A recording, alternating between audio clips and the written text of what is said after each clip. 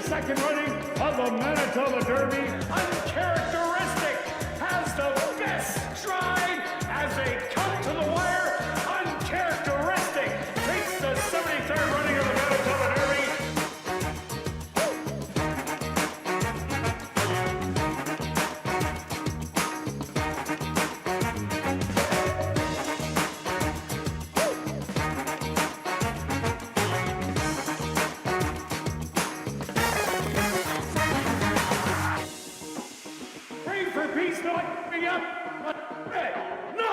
Will take the 74th running of the Manitoba Derby. A 16th of a mile to go.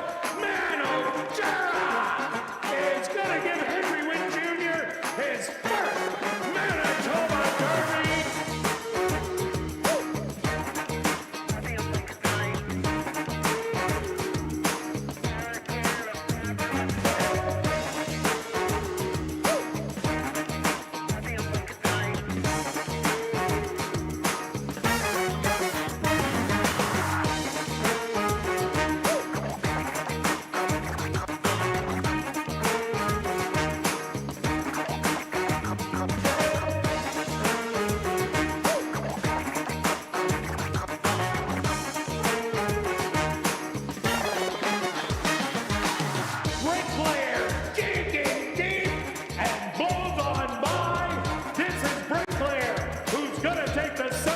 Running of the Manitoba Derby. Judah with the lead with a 16th of a mile to go. Judah taking the Harvey Warner Manitoba Mile.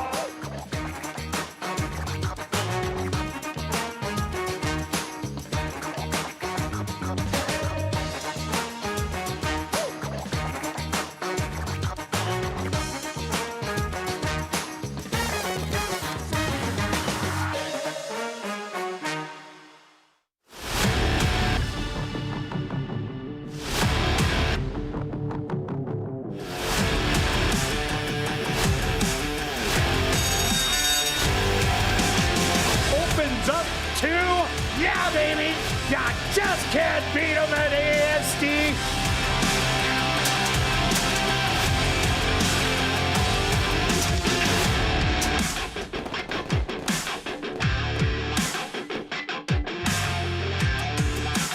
The Manitoba Jockey Club acknowledges that we are on Treaty 1 territory, and the land on which we gather is the traditional territory of the Anishinaabe, Cree, Anisininew, Dakota, Lakota, and Dene peoples, and the national homeland of the Red River Métis. We pay our respects to the First Nations and Métis ancestors of this land.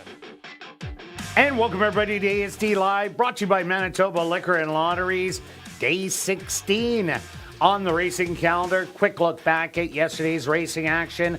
Who was hot? Well, on the trainer's side, big surprise, Jerry Gorno with a big day, winning 2, and that puts him at 27 wins. Steve Kepplin Jr. also with the win on the card, putting him at 12. Wendy Anderson, Michael Nault at 6, Tom Gardapi Jr. at 4.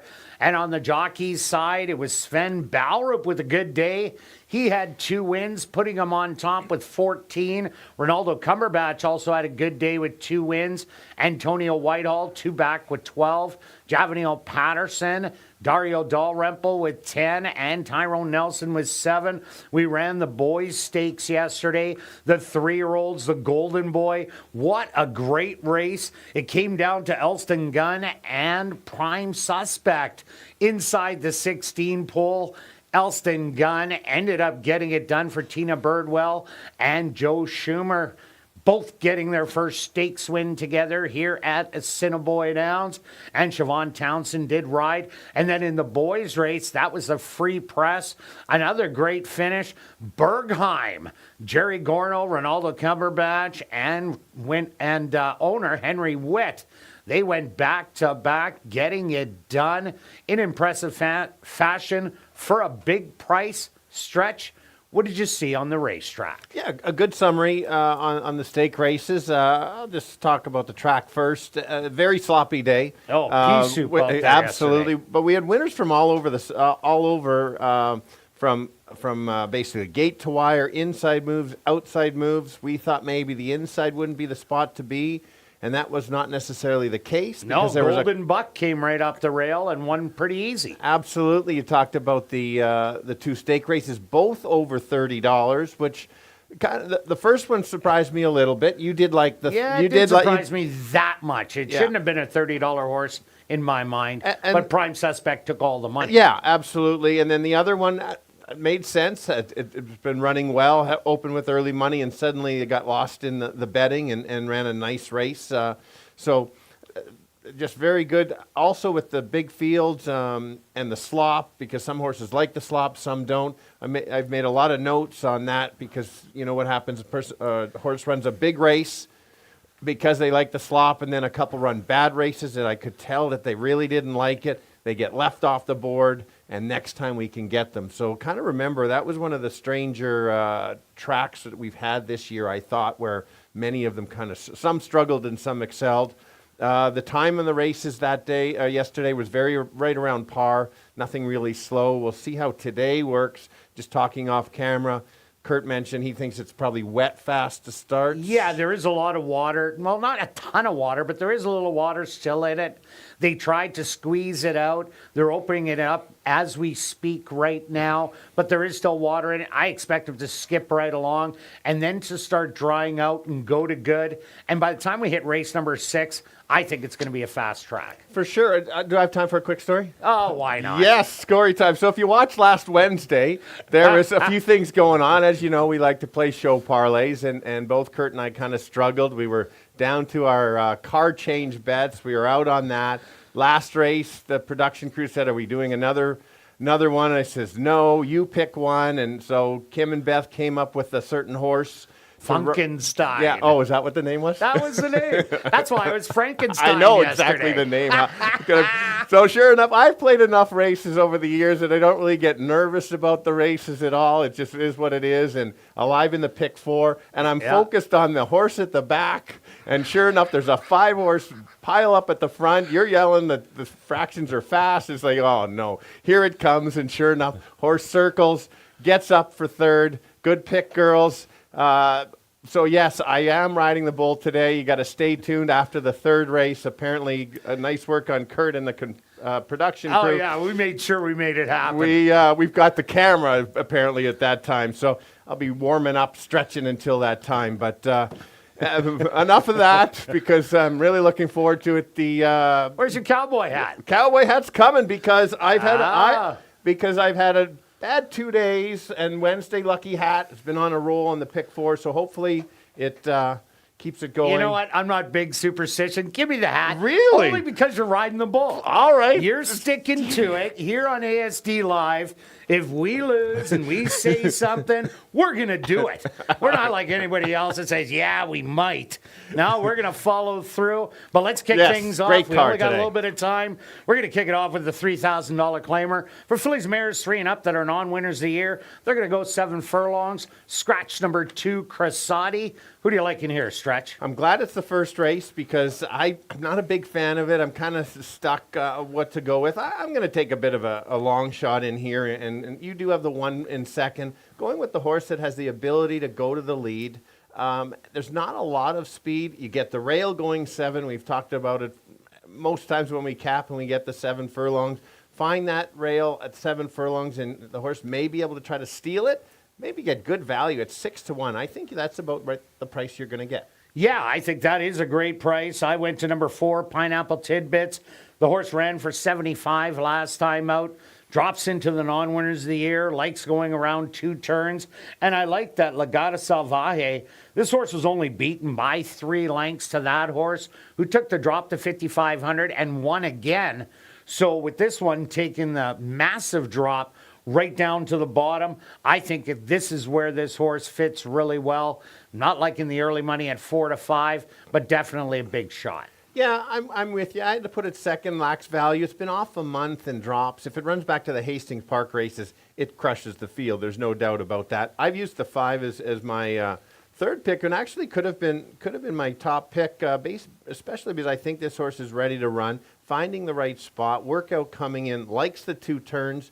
And if somebody tries to go after the 1 and the others chase, this one sits back and maybe make that late run. So I've got to go 1, 4, and 5. Yeah, I think the other speed is number 6, Smooching. 2 for 2 at the distance, a win and a second. 2 outs ago, ran a great race at Turf Paradise. Some horses just don't take the Fawners racetrack for whatever reason. So I'm going back to those Turf Paradise races that are just so much better. If Smooching somehow clears in here, it has a shot to go all the way, but I'm giving you 4, 1, and 6. Now we're going to carry on to race number 2, a $10,000 claimer. For fillies and mares, 3-year-olds and up, they're going to go 7 furlong stretch. What do you like? Yeah, it's a good 10 claimer. I think most can win it with the right trip in here. We've got 4 of the horses in there. 4 of them. I'm going to start with the back to the rail. Let's go stick with the same angle right now. The rail wasn't bad yesterday, and so we're going to see how it goes today. I think there is some pace from other ones, but I think if this horse wants to get the lead, she can get the lead. And when she does, she's going to be that much tougher. Yes, moving up in class, but when you're controlling speed and the others are sitting back, you just get braver and you don't know who's chasing you, and you just can somehow kind of carry that speed, and maybe she can steal it. Yeah, I think this race is much tougher than she did test last time out. So I had to go to number 4, Queen Attitude. Really liked this horse last time out. And what a kick down the lane. Found a spot, got to the outside, and ended up running down Cumberland Falls. This horse can go around 2 turns at 1 1/16. This horse has 2 wins, a second, and a 6th place finish. Has that good running style. I expect it to be stalking Get My Drift. Same kind of race. This horse will be a low price, though.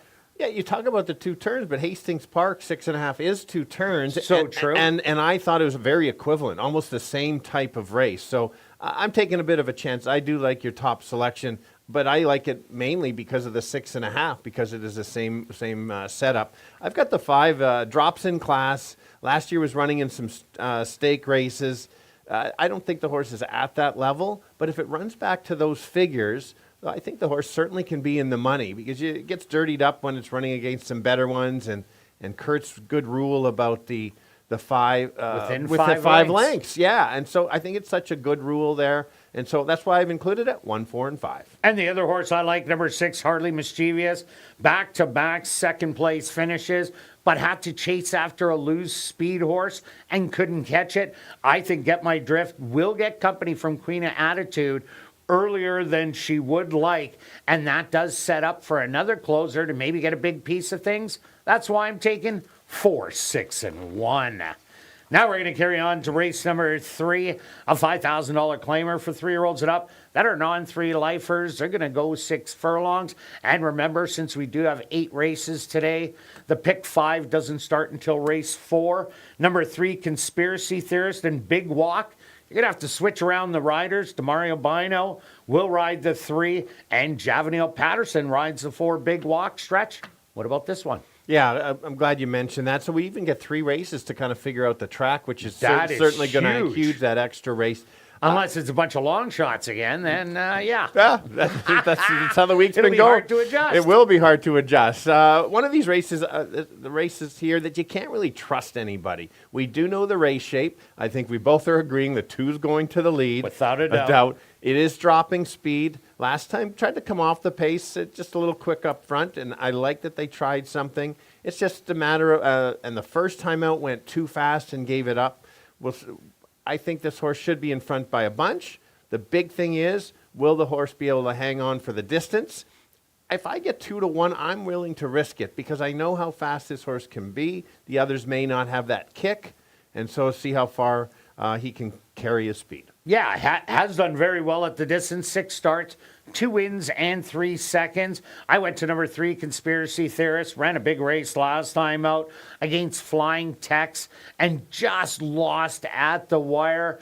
Flying Tex has since come back to win, so that makes Conspiracy Theorist looked even better. If Aaron Spirit puts a little pressure on Ince Vronsky's style, and he likes winning, also has some speed. So if they go a little too fast, that can lift. Definitely set up for the 3. For sure. I think the 3's nowhere near the pace and makes that late run for sure, especially if the others back up. I took the 7 as a third spot because I wanted to take a race, a horse not from the June 3rd race. You are right about Tex running a big race. My figures had that race a little slow. So maybe my figures were wrong, or that anyway. I just wanted to take somebody else. Drops in class after a much better race last time.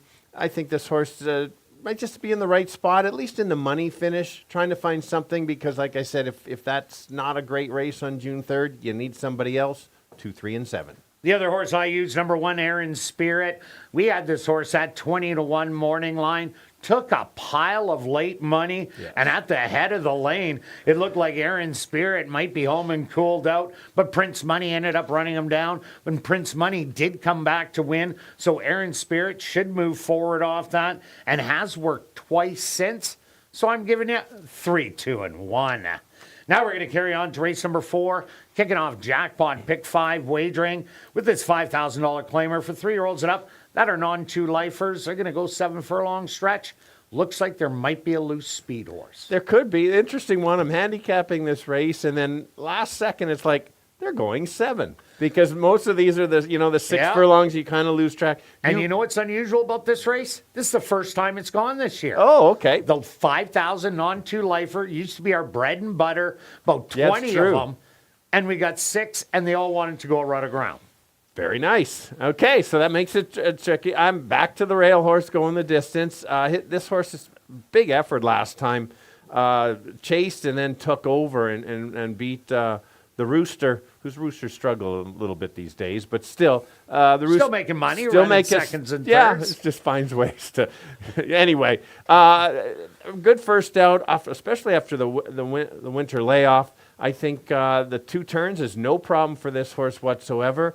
It could be a key. I just don't think you're going to get a win price, but you can't leave it out. Had we both make it our top pick. Yeah, I agree with you. I took number 4, Saturday's Babe, next. First time out.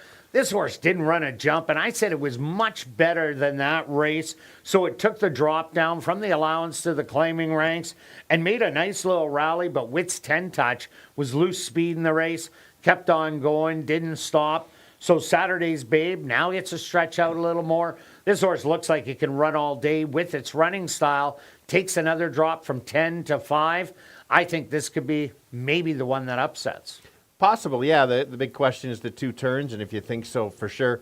I have to go back to the 3 as my second selection. I liked this horse last time to be in the top 3. Ran wide throughout. Did give up lengths to the 1. Wasn't going to beat him. But this horse, look at that last race last year, 1 by 4 going the 2 turns. I think this horse has a shot to get that right trip. Work out well as well coming in. I couldn't leave this horse out, and I'm including it in the pick 5. All right, we're both going to give you a little I'm 1, 3, 4. I'm 1, 4, and 3. Now we're carrying on to race number 5, kicking off $50,000 guaranteed pick 4 wagering with an allowance optional 12-5 claimer. For the boys 3 and up, they're going to go 6 furlongs. This should be a great race, Stretch. It will. I think so, too. I'm with you, and I should have had the 2 on there, so I agree with you. I'll let you talk more about that as we get to it. Competitive allowance, I thought I went with the 4 because this horse, I think, can clear and maybe try to steal. I agree, it clears. So the last time I had to deal with Chicago's Gray. Chicago's Gray is an absolute speedball. We don't have any of those speedballs in here. It's if this horse can carry it, it's one of those that maybe it looks like the horse can't get the distance, but maybe if it slows it down, maybe be able to relax and kind of carry the speed. And so that's why I'm taking a bit of a shot on this, because this horse is not going to get bet. They're going to bet the 6 that beat him last time. So take a shot with the 4. Yeah, I agree with that, but I see Messi the Great, the one, and Finding Ways, and maybe even Rhodesia sitting close to Rags Royal Prince, and even Flippin' Fish has been able to show some speed. But with Rags Royal Prince, the distance, they keep running at 5 and 5.5, only has 2 tries at 6 furlongs. The last try at 6 furlongs was a good one. Fourth beaten 2 lengths, was right there, right until about 4 jumps before the wire. But Finding Ways just finds ways to win every time. So that horse is a top play. But number 2, Rhodesia, did not get out of the gate last time out. That kind of has visions of My Little Tootsie, who got us last night, broke off balance last night, broke like a rocket, went to the front, and ended up going wire to wire. Rhodesia did lose by 9 lengths in there, but that was an insanely tough second level allowance. Now drops down to the first level allowance, comes out of a really sharp barn. I'm looking for a big turnaround on Rhodesia. Yeah, can't disagree. We've both got the one in there. Messi the Great has been great in the World Cup so far today. It's been so. You're watching the soccer. This is a good one to take a chance. This horse had to chase My Liam. There is no My Liam in here. I think this horse can stalk, just like your 2 selection. I think if the 4 tires, maybe this one gets a nice rail run.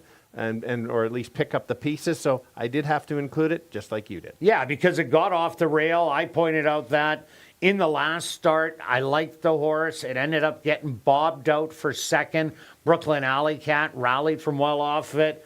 But Messi, I think, will run good. What about Flippin' Fish for you? Yeah, the Invader from basically called Prairie Meadows. I think if a few of them try to chase the 4, and sometimes when you're chasing the speed, you're trying to keep up. And then this one will just kind of sit back. We've got a morning line of 5-1. I think this horse should at least have a good chance to be in the money. And if the others kind of chase and move too early, maybe this one can make that late move and get up. So I'm 4-1-3. And I'm 2-6-1. Now we're carrying on to race number 6, our first of 2 stakes races. We're going to kick it off with the Chantilly 4 3-year-old fillies.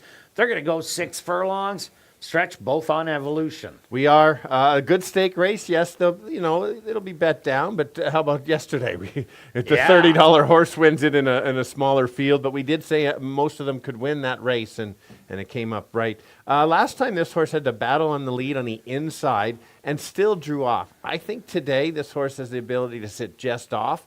The 5 is the speed of the speed, I think. And I don't think the 7 is going to try to battle. I think going to sit back.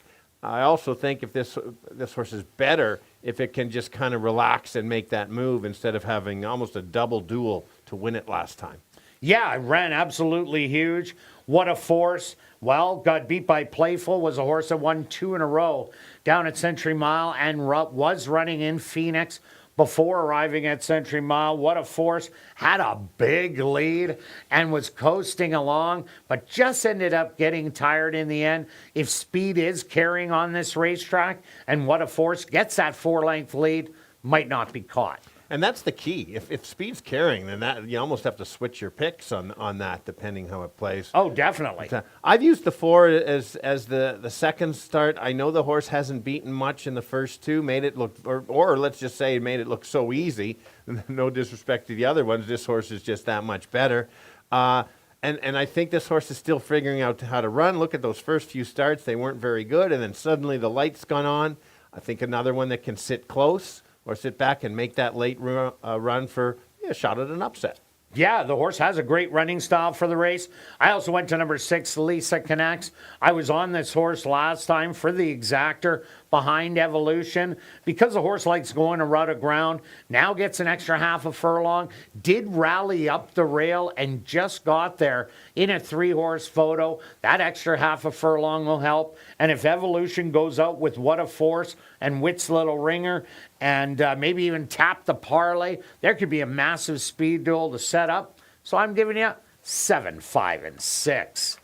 Now we're going to carry on to race number 7. Now it's the older fillies and mares in the La Vérendrye Stakes. They're going to go 6 furlongs, a field of 11. And wow, 6 horses picked, all different. This might be the first time this year that we have all different. which makes sense in this race because there's so many horses that have a chance for different reasons. Absolutely right. And our biggest field of the year at 11, we've had some 10. So does the 11 start outside the starting gate or he sneaks in? Oh, no, he's right in there. I know. There's room. There's certainly room. Anybody else would be standing room only. I like this, the 5 last time to be in the money. I thought the race was a little bit too short. I know the horse only gets an extra half furlong, but I like how the horse had a race over the surface, had a wide trip. I think if the horse gets a little bit of a better trip, maybe not as wide, it might even get a decent value. Well, you're going to, because look at all the horses we've got in here that may just get there. I like how the horse finished up with the right trip, can get there. And take note on number 5, Madabout Marie. There is a rider change. Jose Asensio will ride number 5, Madabout Marie. I went to number 2, Chai. This horse, you see a whole bunch of route races at Santa Anita, but at 6 furlongs, 4 starts, a win, a second, and a third. And this horse usually shows speed, so should get a really good trip on the inside, has shown some stalking ability to be able to pounce. Any horse that comes from California has to be respected here. Don't think this horse is just a router. This one can definitely sprint. I'm with you. I like the price. Absolutely. I used it in the sequence bets. The 7, I did use this horse last time in my bets. Didn't expect the horse to go to the lead. I was like watching the races, like, what's going on? Well, there wasn't a lot of speed that day. That's fair. That's fair. And 6 out of the 7 winners went wire to wire. Yeah, okay. That's why you've not included it. Correct. But I don't think the 7 is going to the lead today. I think your 10 is going to the lead. Bling Dancer. Oh, there's no doubt Bling's going out there. And I think the 7 runs better from just off the pace. This horse was just so sharp in the last 2 starts that this horse just kind of got pulled to the lead. And now that you have that rabbit to go out there, which isn't a fair statement because the horse is very good and can carry the speed, the 7 has the workout coming in. Again, you're not getting $50. I think you might get 20 because the mafia of Kirt will be betting his horses. But look at Bergheim. Bergheim came back and had the big price, got it done back to back. So true. And I left it out. And anyway, I'm not leaving out the stakes winner. I'm using the 7. And I also like number 11, Don't Give Up the Fight, sent in by Robertino Diodoro. This one comes by way of Turf Paradise most recently. But this horse doesn't look like it can go the 6 furlongs, but at 6.5, the horse has 2 wins at 6 furlongs. It has a win and a third, beaten only a couple of lengths. So there is no doubt that this horse can sprint. Couple of really nice wins in the 4-year-old campaign this year. Set up nicely with a nice easy work in 51-1.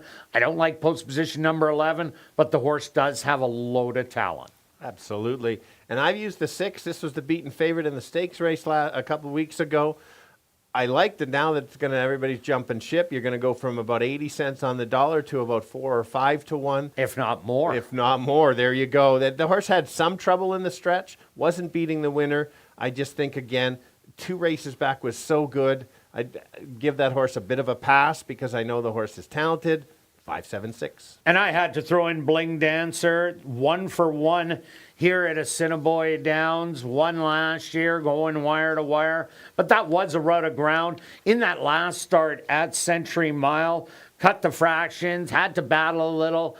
And then a little horse by the name of Havana for Barbara Heads went blowing on by. Not a big surprise. Havana's an absolute monster. So Bling Dancer's race looks okay, but it is much better than it looks second beaten for. I had to throw it in. I'm giving it 2, 11, and 10. Now we're carrying on to race number 8, a $4,000 claimer for 3-year-olds and up that are non-winners of the year or non-4 lifers. They're going to go 5.5 furlongs. Stretch number 8, Informed. Stretch, what about in here? Well, I think you have to be at least 6 years old in here to run in the race. There's a couple 10-year-olds. I think the 10-year-olds hanging on the so-called younger ones in here. I'm going to the one. I can see that. One is the dropping speed on the rail. Tried to come off the pace last time. I think today there's some speed with the 7, but not really elsewhere. The distance might be the slight question. but it's like catch me if you can. Yeah, I agree with you. Not a lot of speed in here. Besides number 3, It's a Fluke. We also like number 7, Del Vecchio. Beat up on the Manitoba breds at a short price first time out. But last time made a really nice rally behind Bling Bling Bling. That was an allowance horse from Texas that took the massive drop and ended up going wire to wire. So Del Vecchio's best race, definitely good enough to win this one. Yeah, and I had to throw in a bit of a long shot in here. The 2 horse hasn't raced just this year. Usually likes to go longer. I just thought this is a good prep. One of those that can finish late and complete the try with that late kick. 1, 7, and 2. And my late kick horse is number 6, Please the Court. 2 outs ago, lost to Rocket's Red Flare, but was placed first through disqualification. A real flat race coming back against the same horse next time out. But if it does show that big late run, if the speed falters, definitely has a shot. 1, 7, and 6 for me. Good luck with all your wagers this evening, and I'll be right back with the changes on this evening's Carter Racing.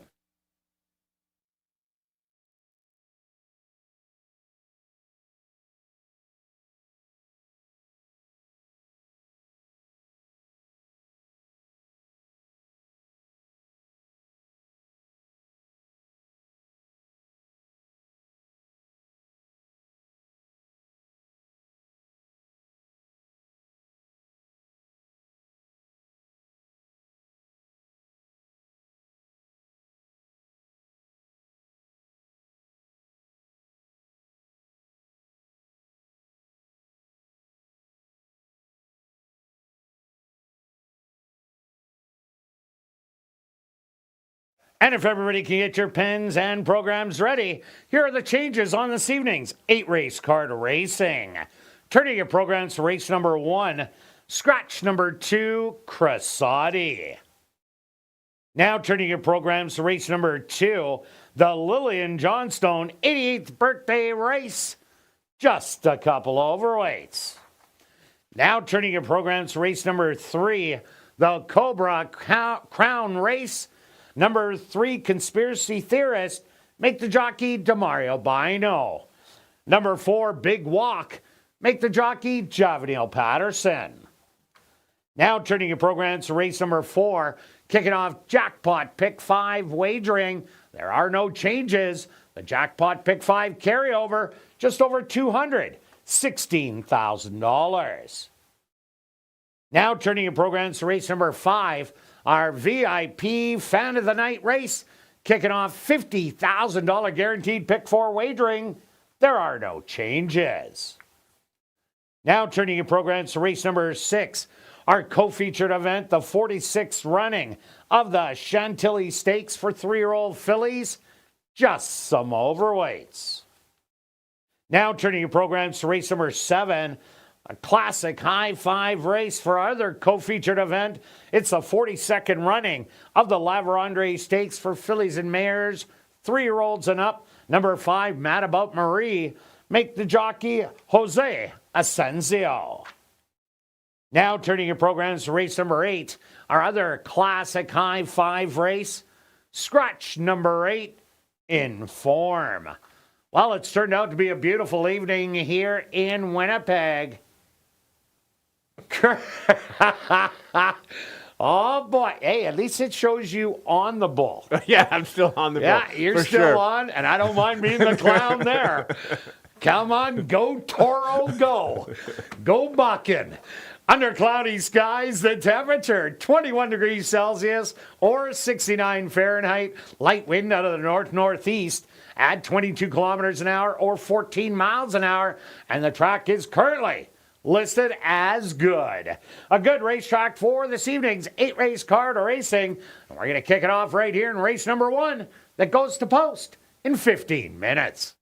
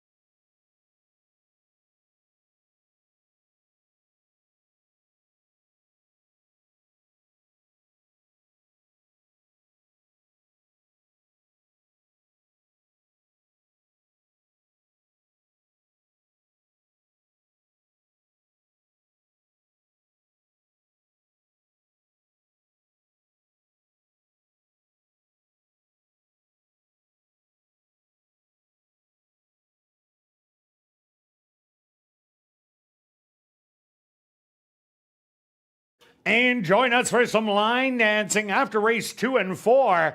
And be sure to try your luck on the free mechanical bull that's located on the front tarmac. And tonight's concession feature is chili with a smoked cheese and onion bun for only $10. Also enjoy a whiskey business, Southern Comfort, Sprite, and lime juice for $8.50 at all locations, and Coors cans for $7 on the main and third floor. And don't forget to enter for your chance to win a Coors barbecue. Ballots are available in the lobby with the draw taking place tonight. And while you're in the lobby, be sure to enter tonight's VIP Fan of the Night and $10,000 Lucky Long Shot draws. One ballot gets you in to both draws.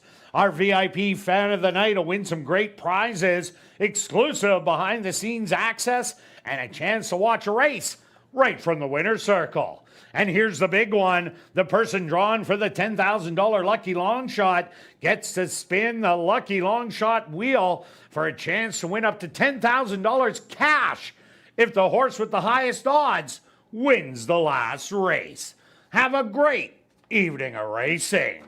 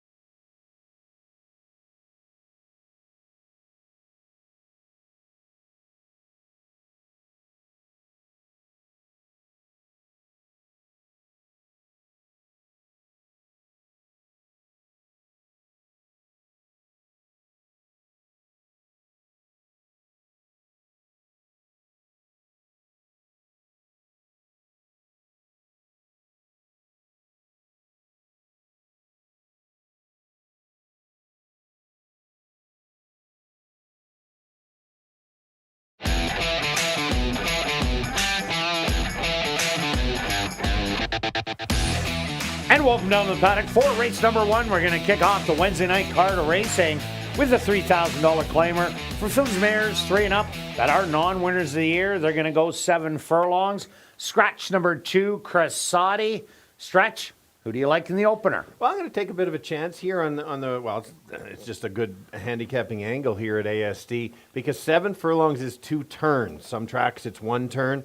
And it's a pretty quick run to the first turn, and whoever can grab it can control the front end, and I think the one can do that. We'll just see how far she can go. Kind of like New Soup for Baby the other day. Exactly like New Soup for Baby. $75 winner on the front end. I will not get that price, but I would like to pick the winner, so that's what we're going to go with. All right, I'm going to go to number 4, Pineapple Tidbits. This horse ran for $7,500 first time out. Wasn't a tough race. And I said the horse that ran third had previously won for $55, then dropped and won again for $55. This horse was only 4 lengths away, gets to its preferred distance, at least going around 2 turns, an extra furlong and a half for the horse. So I think Pineapple Tidbits is going to absolutely love the distance and be a stalker in here. Yeah, for sure. I've taken a chance with the 5 Hastings Park horse, which does run in the 50% in the off track. Has a nice 5 furlong work a couple weeks ago, and I think just this horse can just wait, sit back. You've talked about on ASD Live that the 6 could show some speed, and so if that's the case, this horse can just kind of wait, make that late move. The figures are there. Her top races certainly put him in the mix, and you're getting 5-1. Yeah, and I think that number 6 Smooching will be forwardly placed in here at 7 furlongs. Has run it twice with a win and a second. Has run on the off track. Only has 1 third place finish to show for it. But I really like those races at Turf Paradise. Yeah, ran bad at Fawner, but that was a different surface altogether. Those Turf Paradise races, or even behind it, the Canterbury races are really good. So 5-2 does deserve that respect. And what about number 3, Shabam? Yeah, a couple things looking at this horse. Take a look at the 4-for-4 in the money on the off track. And we saw yesterday the ones that liked it ran quite well. Some didn't like it. This is the one that might be the sleeper in here. No surprise if this horse doesn't sit relatively close. Last race against the boys, maybe got intimidated. 2 back was a very nice race for the 55 Open. Runs that race, certainly could complete your exactor. All right, let's go to our wagers here in race 1. Stretch, what do you have? I'm easing into it. It's a big day of 8 races and lots to go. Just $10 to win on the 1 and a $5 double, 1-1. $5? Well, it's been a rough couple days. It has been a couple days. It's been a couple days, yes. I'm going to go after the early pick 3.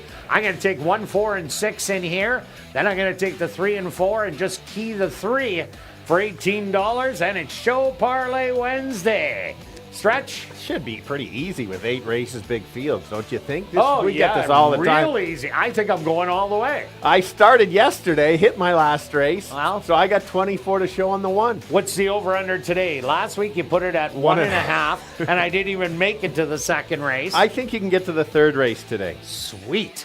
I'm going to go 20 to show on the 4. Good luck with all your wagers here in race 1. We'll see you back for race 2.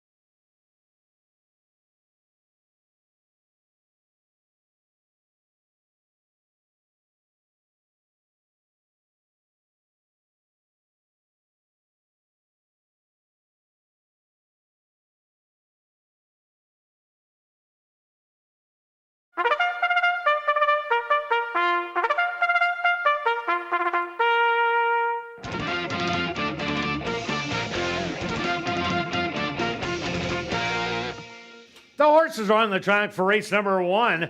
They're going to go 7 furlongs for $10,000. Number 1 is Standby Time, owned by Henry Witt Jr., trained by Jerry Gorno, with Ronaldo Cumberbatch. Number 2, Cressati, was scratched. Number 3 is Shabam, owned by Windancer Stable and Norm Suderman, trained by Wendy Anderson, with Kieran Kellawan. Number 4, Pineapple Tidbits, owned by Donald Musgrove and Bradley Clowers, trained by Keith Peterson, with Antonia Whitehall. Number 5, Miss the Hype, owned by Robert and Sheena Mabin, trained by Robert Mabin, with Christopher Mamdeen. Rounding out the field is number 6, Smooching, owned by Pan Am Racing, trained by Stephen Gaskin, with Devontae Prescott. Rolling doubles and rolling prime pick 3s. Here in race 1, they'll go to post in approximately 4 minutes.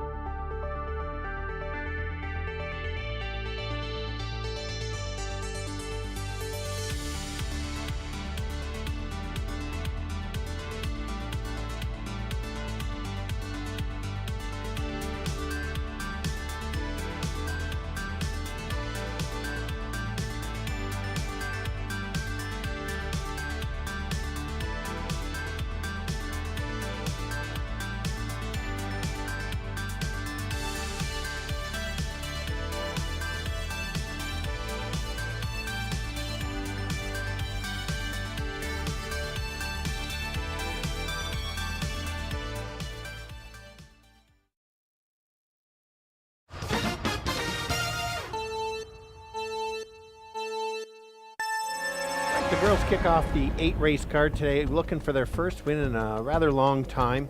7 furlongs, so it's going to be a race to that first turn, and who gets there first? I think it's the 1.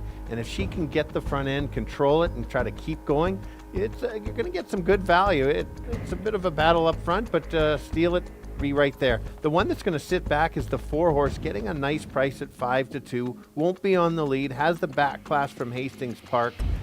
Gets that duel, the speed backs up, could be there. The other closer at 5-1 is the 5.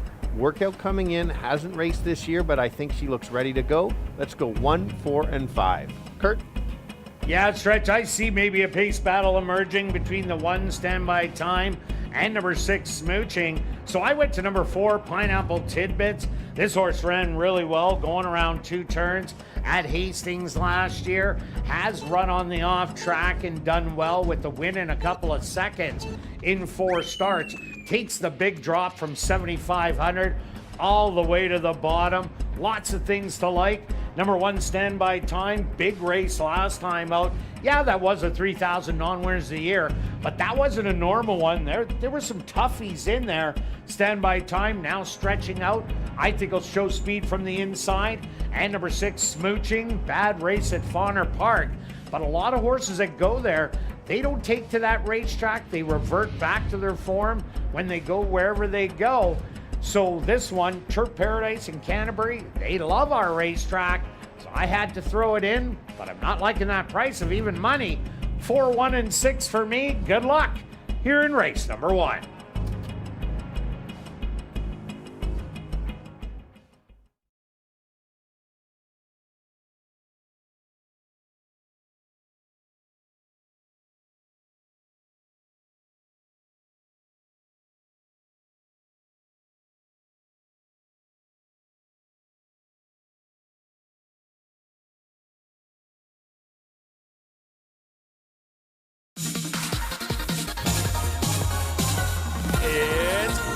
time.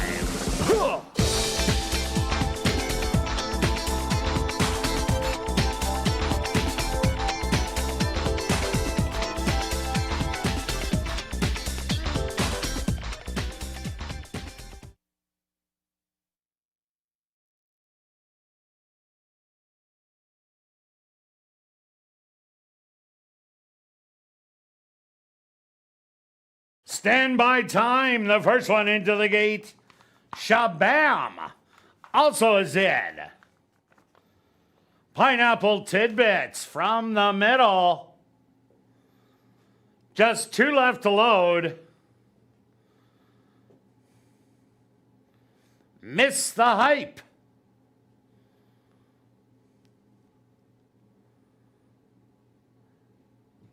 And now just waiting on smooching. They're all set. They're at the post.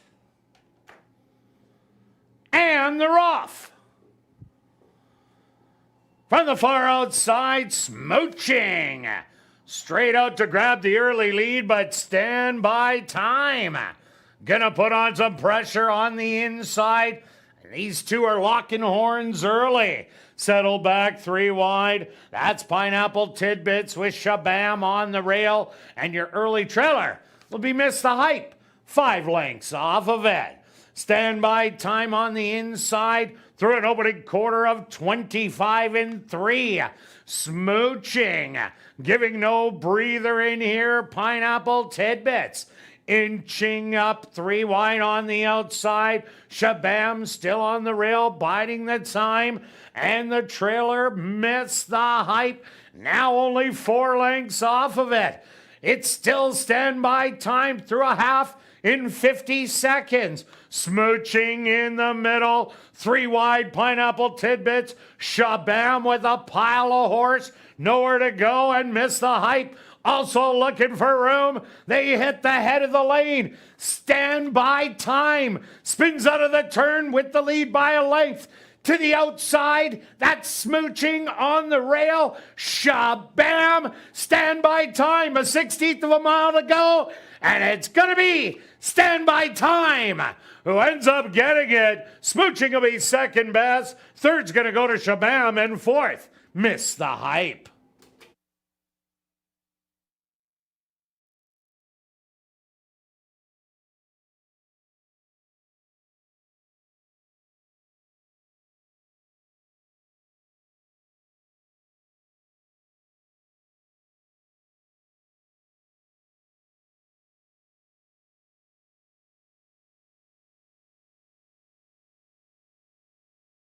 The Stewart's supposed to number 1, standby time. As your race winner, second goes to number 6, Smooching. Third to number 3, Shabam. And fourth to number 5, Miss the Hype. They went the opening quarter 25 and 3, the half 50 seconds. 6 furlongs, 1:15 and 3.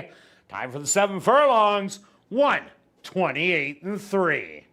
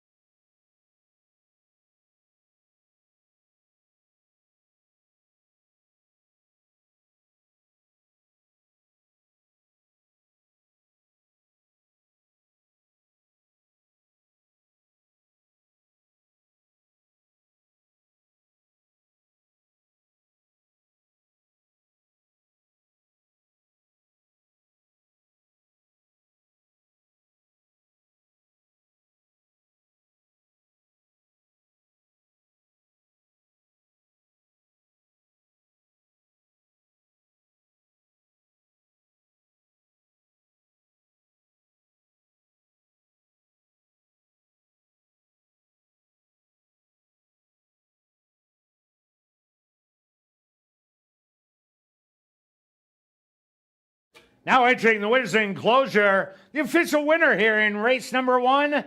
That's number 1, Stand By Time. Stand By Time is just a mare 5 years old by Steel Case out of the mare Arkansas Alley by Jimmy Creed. Owned by Henry Witt Jr., trained by Jerry Gorno, and ridden to victory by Ronaldo Cumberbatch. Time for the 7 furlongs, 1:28.3. Race 1 is official in the upcoming second race. The Lillian Johnston 88th birthday race. There are no changes. Rolling doubles and rolling pick threes. Here in race 2, they'll go to post in 15 minutes.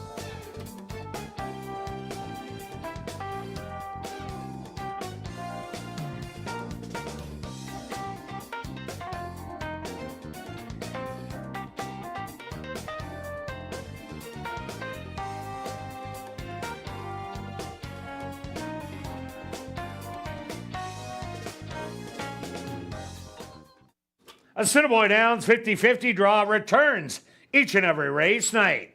Tonight's jackpot is $500 and growing. Tickets are 1 for 10, 10 for 20, 50 for 50, or 200 for $100. You can get your tickets at Guest Services, the VLT Cashier's Cage, from the designated roaming 50-50 ticket seller, or just go online at 5050.asdowns.com.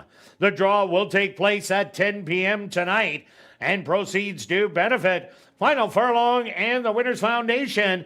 And take note that you do not need to be in attendance to win. Just check our website at asdowns.com for the winning number. And just a reminder that line dancing will take place on the outside main tarmac after race number 2. Everyone who does join in will receive a ballot for a chance to win a $25 wagering voucher. So we hope to see ya dancing.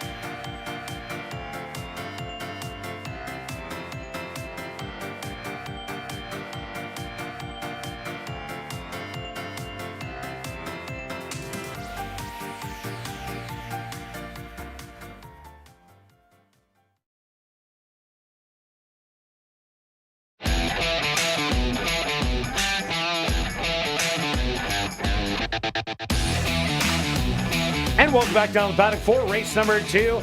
We have a $10,000 claimer for fillies, mares, 3-year-olds and up. They're going to go 7 furlongs. Quick look back at race number 1. Well stretched, standby time did show some early speed in there. And they really slowed down the fractions, 25-3 that first quarter, and really didn't speed it up with a 50 half. And what a great ride by Ronaldo Cumberbatch, hemming everybody behind and having enough horse to go all the way. He did give the horse a really good ride. He waited, and then on the turn, you could see him ask, and you could see the horse start accelerating. Excellent ride, and made the other ones have to go that much faster, but couldn't. So let's keep moving. Let's go to another rail horse. Why not? Why not? Same angle. Showed speed last time at 7 furlongs and 1. It was an easier level. There wasn't as much speed in here. There might be a little bit, Peyton's Indian could show some speed, a few others. But they're both Gorno horses. Good call. Yes. Good point to that. So that's a great handicapping angle, or at least that's why we talk about the races. Definitely. Colin's the camera guy today. He's trying to look for the 1. And I think, again, this horse runs back to the last race. Figures are there. Sheldon's been riding very well lately. Likes to get the horses out. Some races at Sam Houston. The 6.5 furlong is 1 turn, just so you know it's Sam Houston. But the mile is 2 turns. So looks good. Gate to wire. Yeah, I think this is a wide open race. I did go to number 4, Queen of Attitude. Has gone around 2 turns at Hastings. As Stretch said, the 6.5 furlongs is 2 turns, but has stretched out in its lifetime 4 times going a mile and 16th, 2 wins, a second, and a 6th place finish. Queen of Attitude ran such a good race last time out, catching Cumberland Falls, who was loose on the lead, had to make the move in the turn, was able to get through and go on to victory. Now adds 2 furlongs. I think the horse is up to it. And 2-1 on the board, slight favorite. I think it deserves to be. Absolutely. Interesting at Hastings, if other than the last 2 races, 10 straight times is the favorite in there. I thought that was interesting in there. Let's talk about the 5 horse. This horse is dropping in class. I think running a little bit over her head a few times last year in the stake race, but certainly showed that she almost belongs. She just can't beat Burrow Down, and not many do, and Sophia Storm when she was on. Very tough to beat.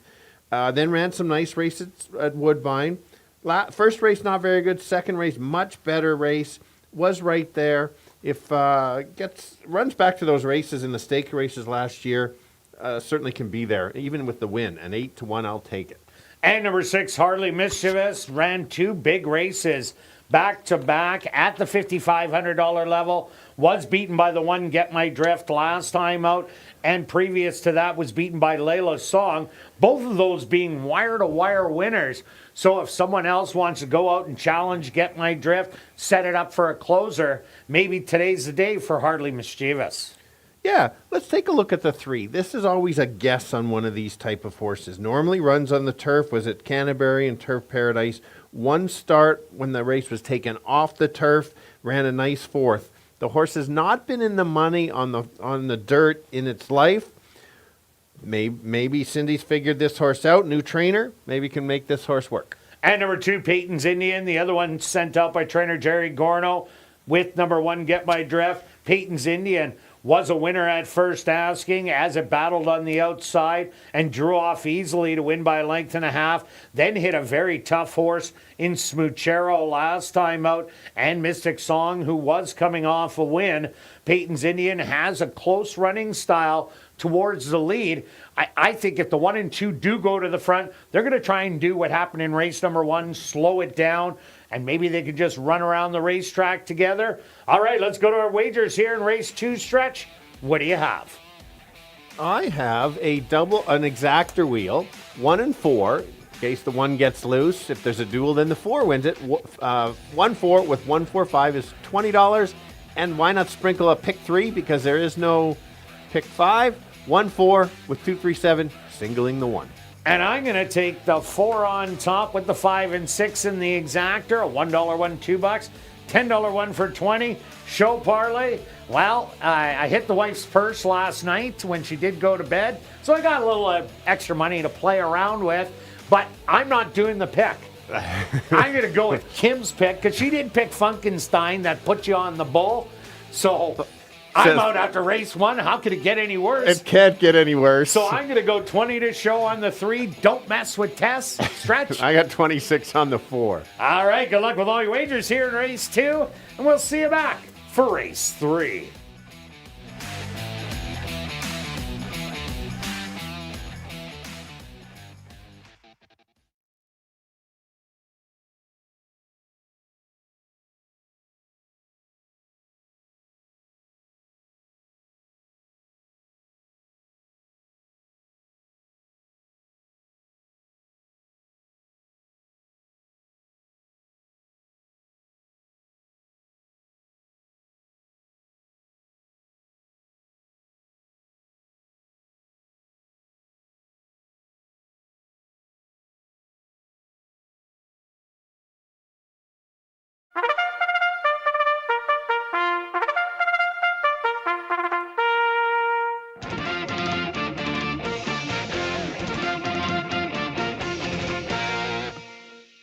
The horses are on the track for race number 2, the Lillian Johnstone 88th birthday race. They're going to go 7 furlongs for $16,500. Number 1 is Get My Drift, owned by Henry Witt Jr., trained by Jerry Gorno, with Sheldon Chickeness. Number 2, Peyton's Indian, owned by Henry Witt Jr., trained by Jerry Gorno, with Javanil Patterson. Number 3 is Don't Mess with Tess, owned by King Couture and Sharon Uhl, trained by Sidney Krasner, with Kieran Kellawan.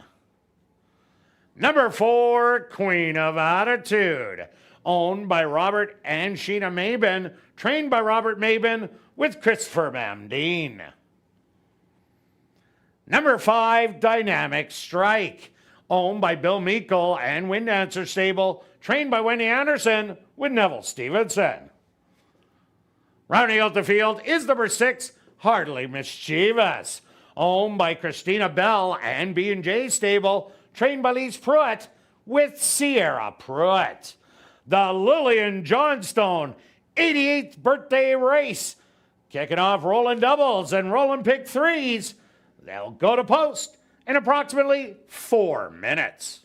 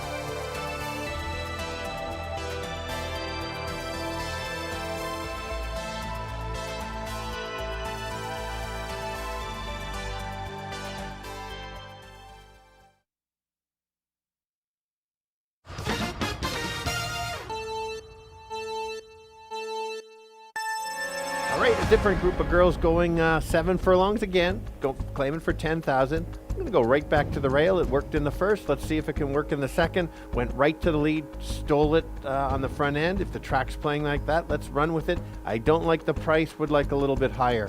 If there's a bit of a battle, who can be closing? That'll be the 4. Very good race last time on the first start over our track. Workout coming in. Correction, had already had the workout, but the similar trip improves a little bit, certainly can win it. And a long shot that, don't forget, at 14-1 is the 5, has a closing kick if the race sets up for her. So I'll give you 1, 4, and 5. Kirt? Yeah, Stretch, I had to go to number 4, Queen of Attitude. What a great debut race. Stalking the speed, pouncing on it, and going on by to easily draw off by a length and a half. Does step up the distance from last time, but I don't see that being a problem, as she has won a couple of times at a mile and a 16th. I also like number 6, Hardly Mischievous. This horse, back to back, had to run against horses that went wire to wire and ran good second place finishes. Draws the outside, but needs a pace battle on the front end. And number 1, Get My Drift, won so easy last time out. Seems like the main speed are both Jerry Gorno horses, the 1 and the 2. So if the 1 gets out all alone, could go all the way. I'm giving you a 4, 6, and 1. Good luck here in race number 2.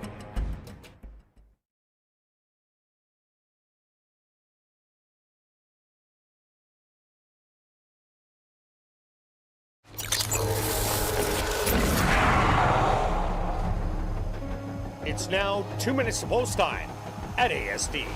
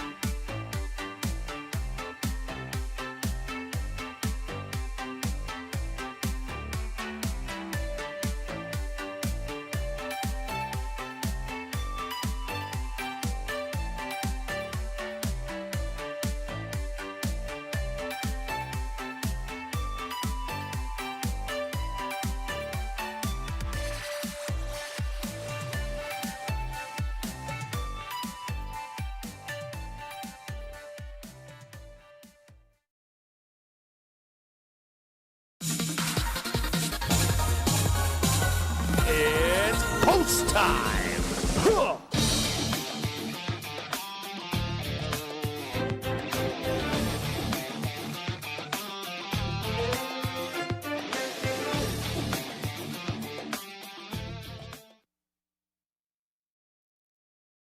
Queen of Attitude, the even money favorite. The first one into the starting gate.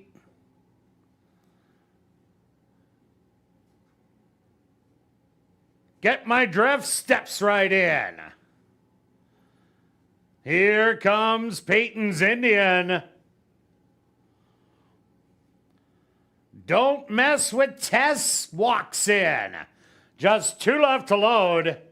Dynamic Strike. And now just waiting on Hardly Mischievous. The field is set. They're at the post. And they're off. From the inside, hard-ridden, Get My Drift. Quickly clears and opens up by 3. To the outside, Dynamic Strike. On the inside, Peyton's Indian. A gap of 3 lengths back. That's Hardly Mischievous to the outside. Then Dynamic Strike. And Queen of Attitude, the favorite, is going to be the trailer, about 6 lengths off of it. 25 seconds the opening quarter. And Get My Drift has it all her own way, and she's up by 2. To the outside, Dynamic Strike. Peyton's Indian still hugging the rail. Now moving up, Hardly Mischievous. Dynamic Strike. And looking for room, Queen of Attitude quickened up half mile in 48 and 4. But Get My Drift still with the comfortable lead by 3. Peyton's Indian in second. Queen of Attitude has now found some running room. She's going to make a late charge to the outside. Get My Drift has that lead. Peyton's Indian in between. Here comes Queen of Attitude, but she's running out of ground. Get My Drift hangs on for the win. Close for second and third between Peyton's Indian and Queen of Attitude. Fourth to Don't Mess with Tess.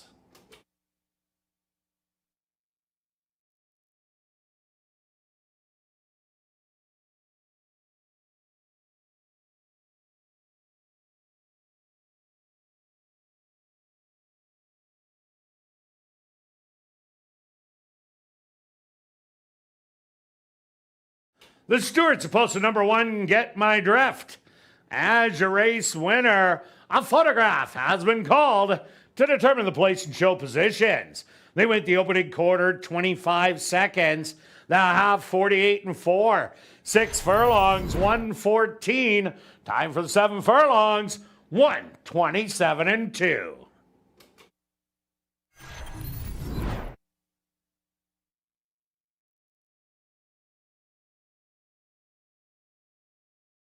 Results of the photo show number 2, Peyton's Indian. Finishing second. Third goes to number 4, Queen of Attitude. And fourth to number 3, Don't Mess with Tess.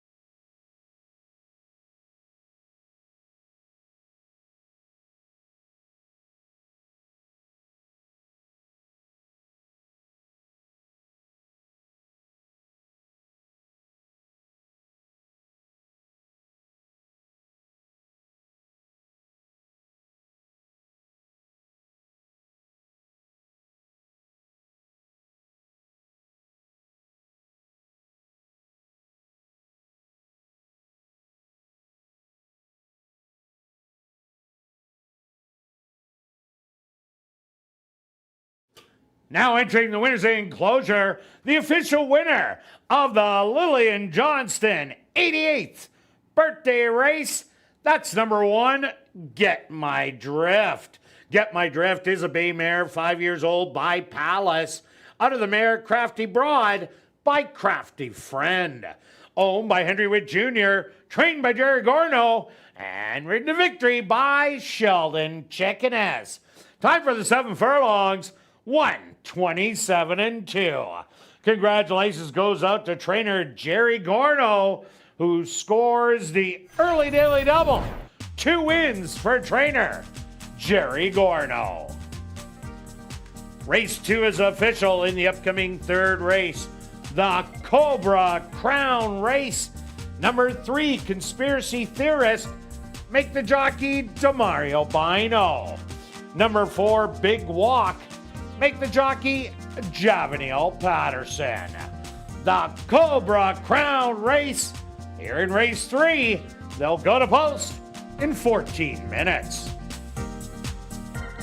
And line dancing will now take place on the tarmac. Head on down and join the Inline to Dance group as they will lead the way. Everyone is welcome to participate, so come on down and enjoy the fun.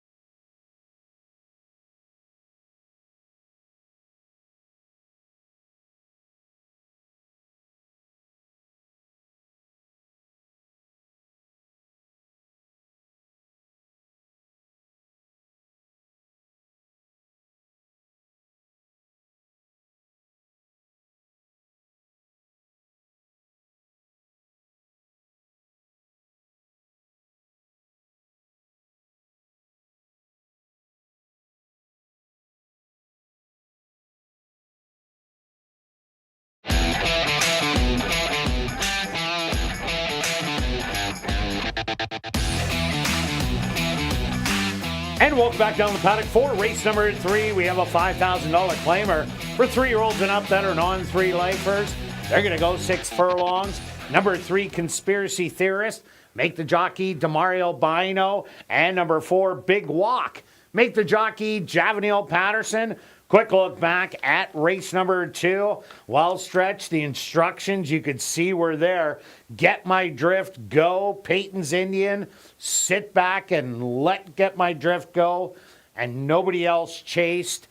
and it was Get My Drift all the way around. Yeah, it was a nice win price. It almost like was a replay of race 1. Same kind of thing. I was watching the same thing, but it was hard to tell on the track because there hasn't been a lot of early pace. And so I don't know if the track is playing, it's listed as good, which I agree with, but is it a little bit slow or the fraction slow? I think the fractions were slow. Well, that half wasn't bad. Yeah, they that's sped true up that that they did. half mile. The first quarter was a little bit quicker at 25 and then 48 and change. So I think they went pretty well the time they should have. Okay. Let's go. I'm going to keep going with the speed, and the speed in here is most people can realize looking at this is the 2-horse. It's going to be Catch 'Em If You Can. The first start for 15 on 3 went a little too fast, and that was a pretty good field in there. Last time tried to come off the pace. I don't mind that, and actually ran evenly and didn't lose lengths in the stretch against Finding Ways, who's a pretty good runner. We're going to see in the next couple races. I think this horse just has to try to get the distance, and if he can, he's going to the winner's circle. Yeah, I like number 3, Conspiracy Theorist. This horse last time made a good late run down the lane. Only lose by a head to Flying Tex. In the previous start, ran a good third behind Aaron Spirit and Prince Money. But I think this horse is all about the 6 furlongs, and it does get it today. Yes, we've seen speed go wire to wire in the first 2, going around 2 turns. But now they're cutting back to the 6 furlong distance that yesterday they were winning everywhere. And DeMario Bino is back on the horse. So this is the one I like to be the rallier. For sure. And I'm a little surprised on the early money on the 7, but I've got this horse a couple starts higher level. Last time showed something. I just think that the drop in class is going to close it up a bit. Normally runs on the turf. It's a bit of a guessing game only because I took a horse not in the June 3rd race, and that's where I want to see what happens. This horse is also coming right back. Sherry thinks this horse is ready to go, just now in the right spot. Also look at number 1, Aaron Spirit. Ran a huge race last time out, only to lose to a repeat winner in Prince Money. This one will be sitting behind number 1, Vronsky Style. If that one falters, it's going to try and make the charge. The distance is a little bit of a question mark, but with a good front-running style and the way it ran last time out, I really like this horse and has 2 workouts coming into today's race. Yeah, let's look at the 4 call in there. The horse drops back down to the 5,000. 2 starts ago on the off track. Had some trouble. Last time didn't show that much. I think this horse belongs at the $5,000 level. And again, with the right trip, comes out of a race that was just too tough, like I mentioned. Can sit closer, has the ability to show some speed, and if the 2 backs up sooner, this horse might get the jump on the closers. And number 6, No, I Won't Back Down. In that first start, press the front end. That's not where you wanted to be, duking it out, and ended up backing out of it. This horse has run some good races from off the pace, going around 2 turns. So it isn't a cutthroat speedball. I expect it to be sitting back today, making a late charge. This will probably be the longest shot on the board. But if all the speed backs up, this one could definitely bump up your tries. Yeah, and the 5 horse, morning line 9-2, now it's 7-1. Can show speed, usually shows speed. If it runs similar to that, how we saw the first 2 races, kind of the chasers could hang around, and that's if the track stays that way. That's how this horse certainly can be there. And yeah, 7-1's a fair price. Maybe complete the exactor of the try. All right, let's go to our wagers here in race 3. Stretch, what do you have? Okay, reminder: no pick 5 because we have 8 races. So got starts in the next one, race race number 4. Yes, it's going to be a $250,000. I'm going to go $5 exactor 2 with 3-7. And then I'm going to do a tri-wheel 2-3 with 2-3-7 with all. Couple bets there. Yeah, that's an interesting one. I'm just going to go 20 to win on the 3, being the closer. Show parlay, well, I'm 0 for 2, but I made a little phone call. I called Henry Witt since he won the first 2 races. First thing he says, I don't back losers, but I like ya. And I'll give you the $20 to keep on going. So thanks, Henry Witt Jr. And I'm going to go 20 to show on the 1. What about you, Stretch? You better win. I know I better win now. 28 show on the 3. Good luck with all your wagers here in race number 3. And we'll see you back for race 4. Kicking off Jackpot Pick 5 wagering.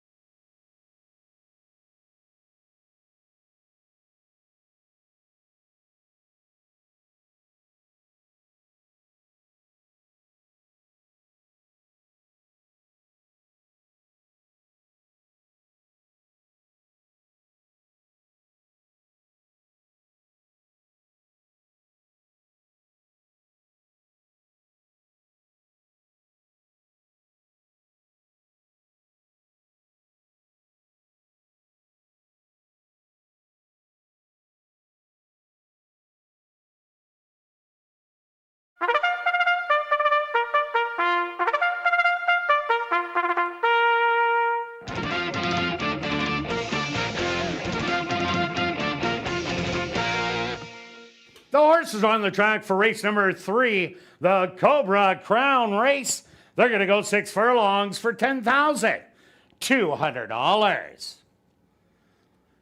Number 1 is Aaron Spirit, owned by Dark Cloud Racing, trained by Judy Hunter with Siobhan Townsend.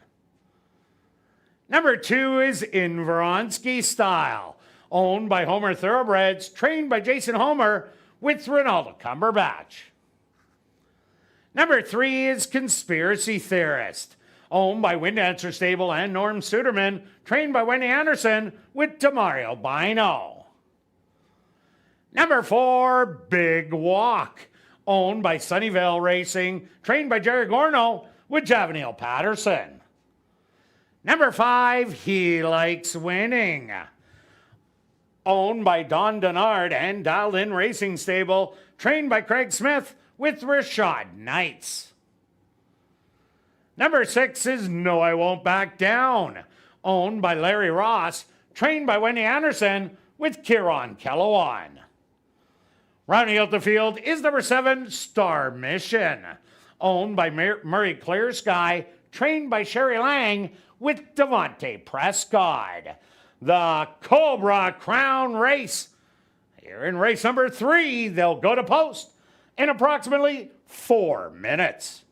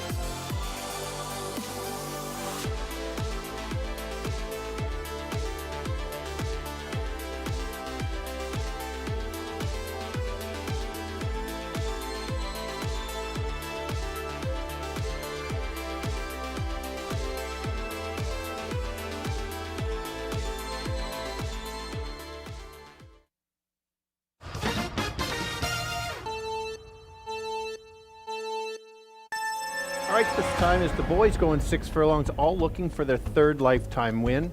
Speed's been doing well. I'm going to stick with the speed, and that's the 2. This horse went very fast in his first start against a tougher field. Drops in class, should be able to control the front end, and if it can handle the distance, can go gate to wire. If it can't, who's the closer? That's the 3. Second start of the year, finished with a lot of run, just needs that dual workout since. I like that workout, solid workout coming in, sets it up. And the horse took a little bit early money as the 7 horse at 4-1, starting to climb back up. This horse will be closing as well if it can handle the dirt. 2, 3, and 7. Kirt. Yeah, Stretch, I did go number 3, Conspiracy Theorist, Yes, the 2-horse in Vronsky style has big speed, but the 1 Aaron Spirit and the 5 He Likes Winning also offer speed to this race. So I don't think it's going to be soft early fractions.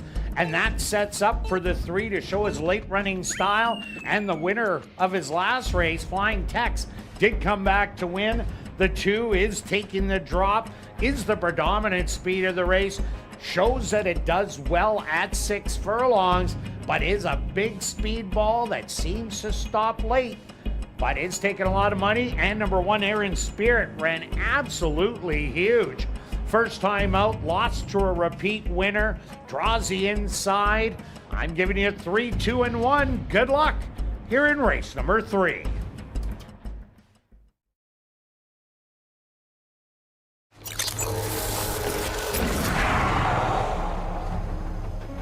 It's now 2 minutes to post time at ASD.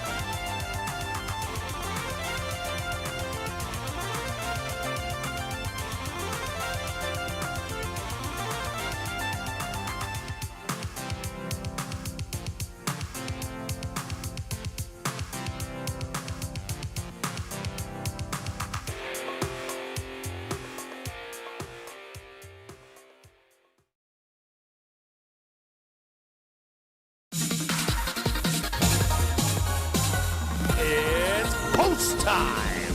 Huh.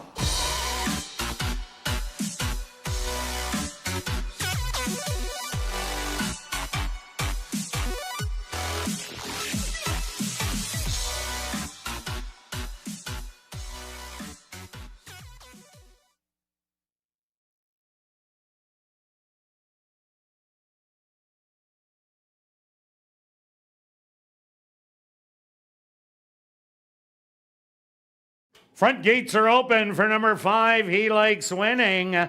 Once he does enter the starting gate, the front gates will be closed.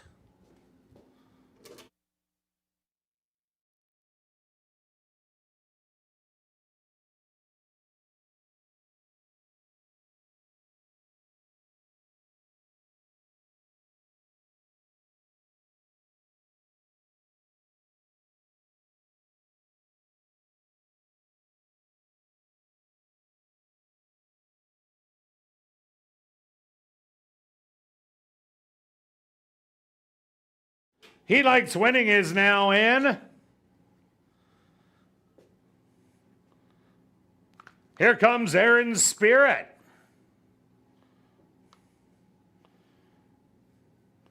In Vronsky style, the 2-1 favorite is in.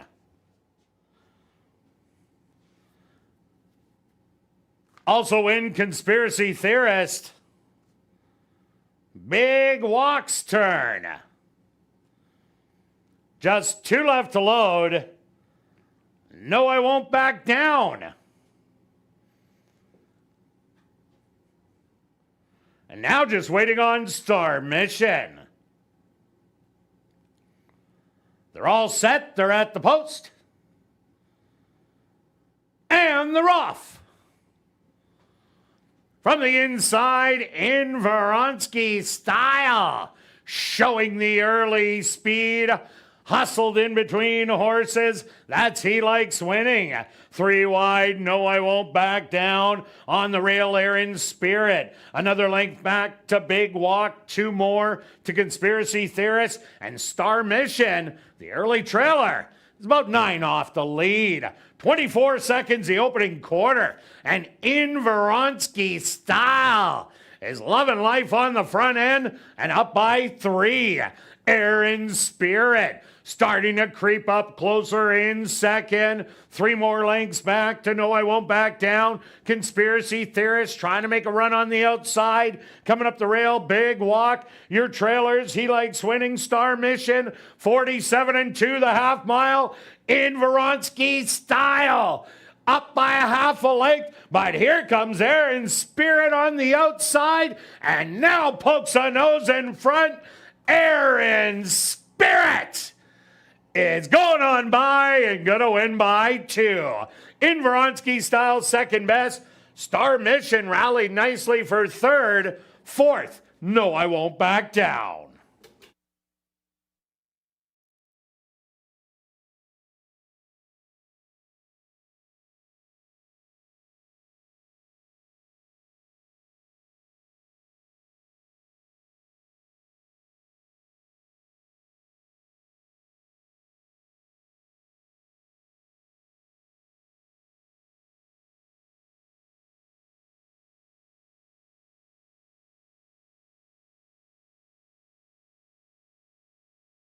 The Stewarts post to number 1, Aaron Spirit as your race winner.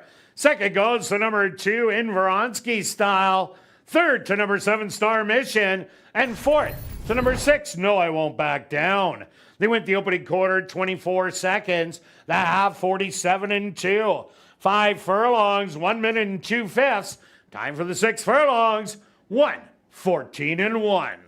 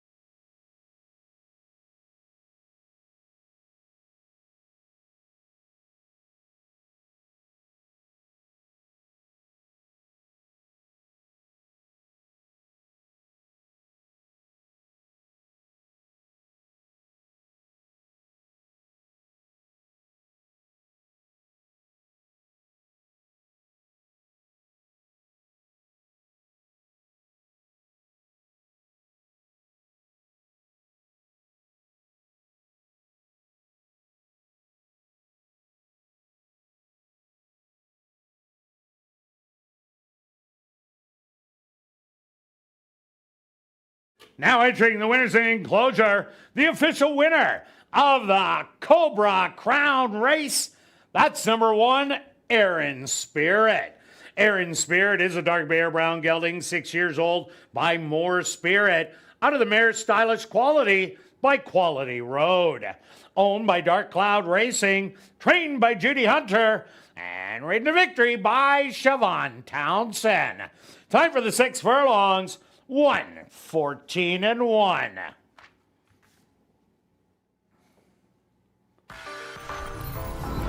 Race 3 is official in the upcoming 4th race. Kicking off Jackpot Pick 5 wagering. There are no changes. We'll carry on with the rest of the changes in this evening's Pick 5. No changes in race 5 or 6. Turning your programs to race number 7, number 5, Mad About Marie. Make the jockey Jose Asensio. Now turning your programs to race number 8, scratch number 8, Inform. Jackpot pick 5 wagering with a carryover of over $219,000. They'll go to post in 14 minutes.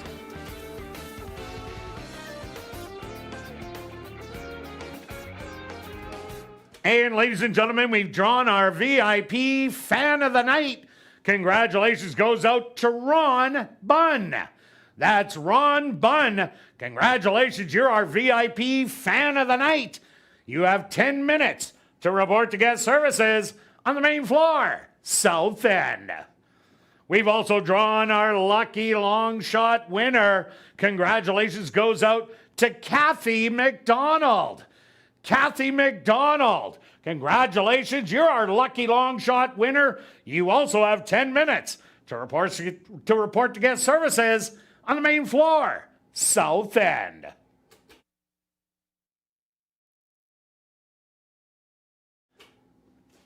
And a reminder to get your 50-50 tickets. The jackpot currently $840 and growing. 50-50 tickets can be purchased from guest services, the VLT cashier, from the roaming sellers, or just go online at 5050.asdowns.com. The draw will take place at 10 p.m. tonight, and proceeds do support Final Furlong and the Winners Foundation. And take note, you do not need to be present to win. Check asdowns.com for the winning number. And ladies and gentlemen, over to the bull. Our very own Stretch is locked and loaded and ready to ride the bull. Oh, Stretch, look at that form. Those long legs are helping, and down he goes. Great job, Stretch.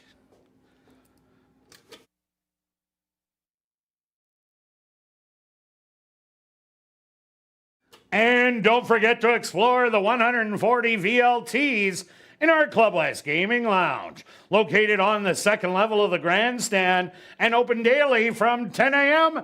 to 1 a.m. And remember, we do have a $500 Crazy Hour cash draw that will take place at 11:30 p.m. each and every race night. And another reminder that our last line dance will take place on the front tarmac after race number 4. Everyone who does join will receive a ballot for a chance to win a $25 wagering voucher.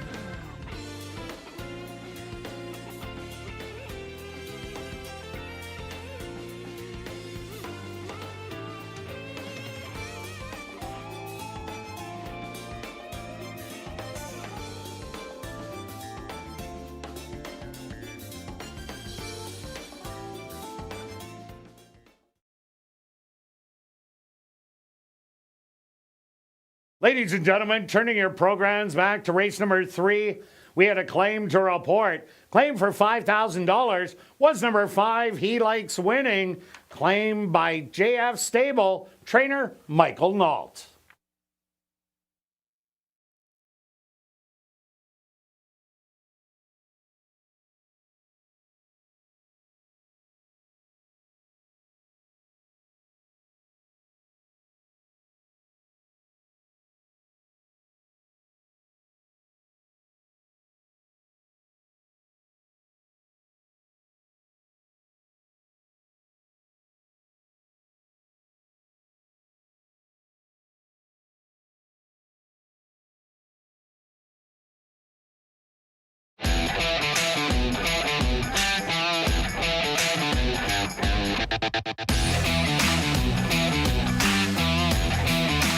And welcome back down the paddock for race number 4. Kicking off jackpot pick 5 wagering with a $5,000 claimer for 3-year-olds and up that are non-2 lifers.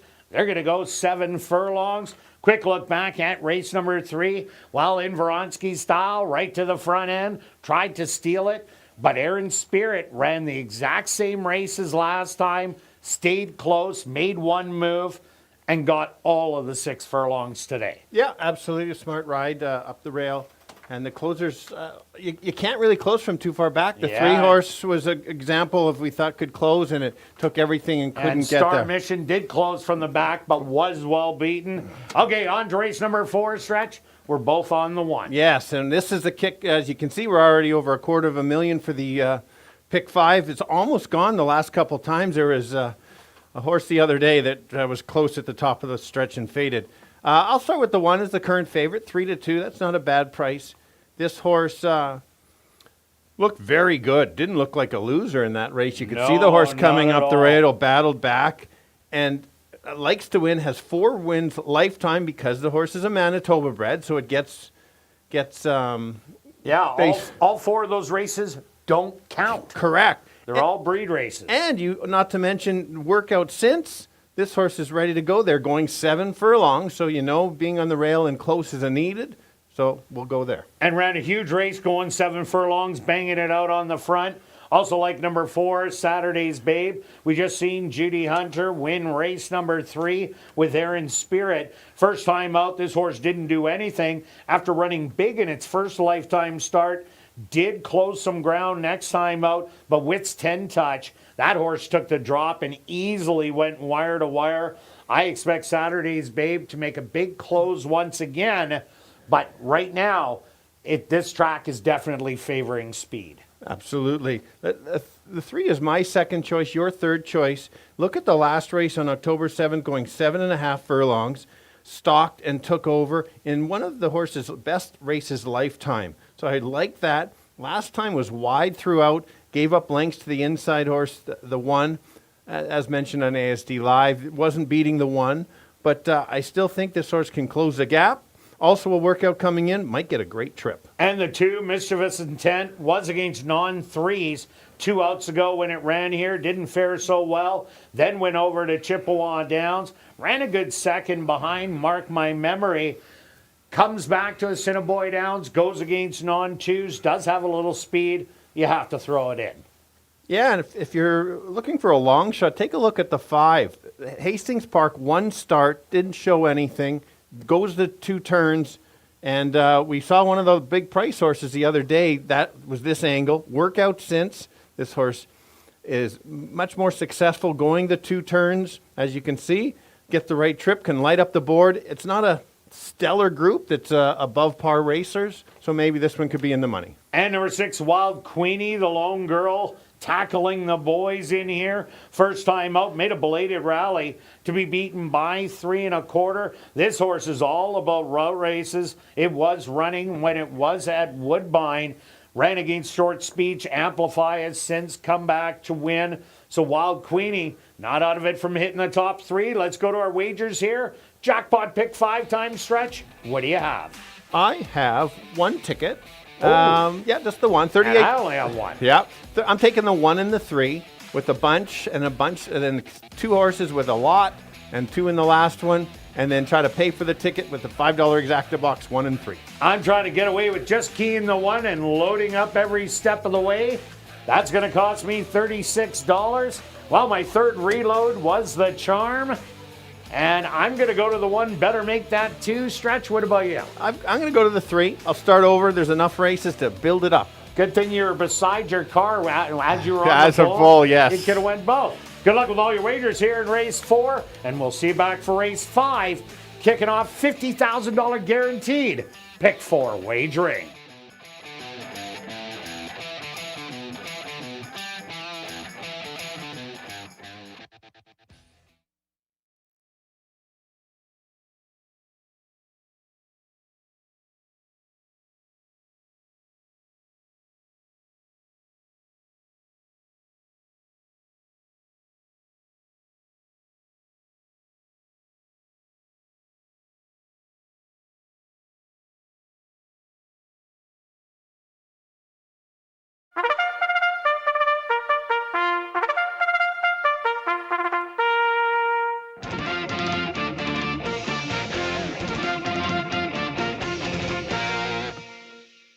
The horses are on the track for race number 4. They're going to go 7 furlongs for $10,100. Number 1 is Better Make That 2, owned by Janice Braden, trained by Terry Newber with Neville Stevenson. Number 2, Mischievous Intent, owned by and trained by Jerry Gorno, getting attack adjustment in the paddock, Dario Dalrymple riding. Number 3, Mr. Splash, owned by Larry Falloon and Champion, trained by Mike Taphorn with Rashad Knights. Number 4, Saturday's Babe, owned by Dark Cloud Racing, trained by Judy Hunter with Siobhan Townsend. Number 5 is Cilarone, owned by Robert and Sheena Mabin, trained by Robert Mabin with Sheldon Chickanis. Rounding out the field is number 6, Wild Queenie, owned by Jay Goy Racing, trained by Tiffany Husbands with Javanil Patterson. Jackpot pick 5 wagering here in race 4. They'll go to post in approximately 4 minutes.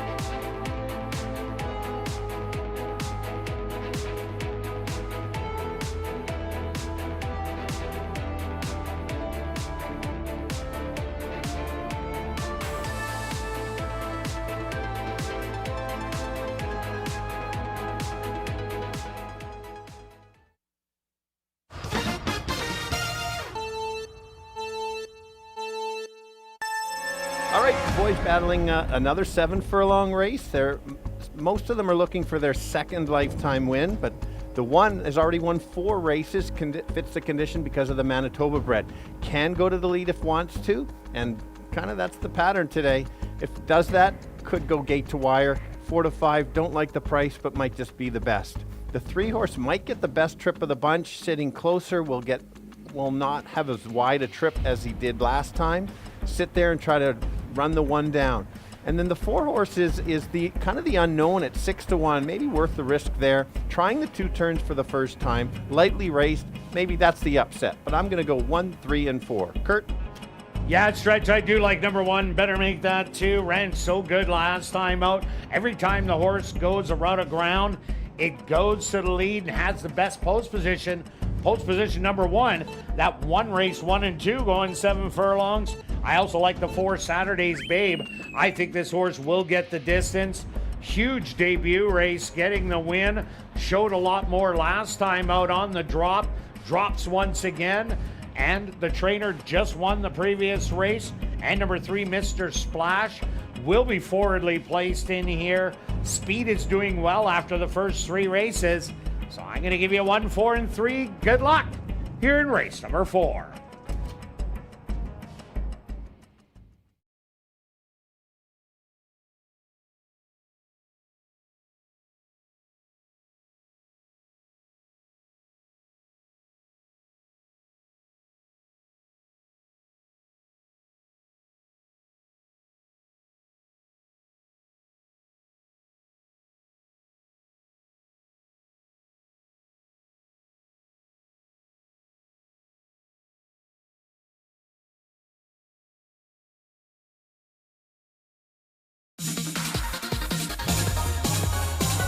It's post time. Huh.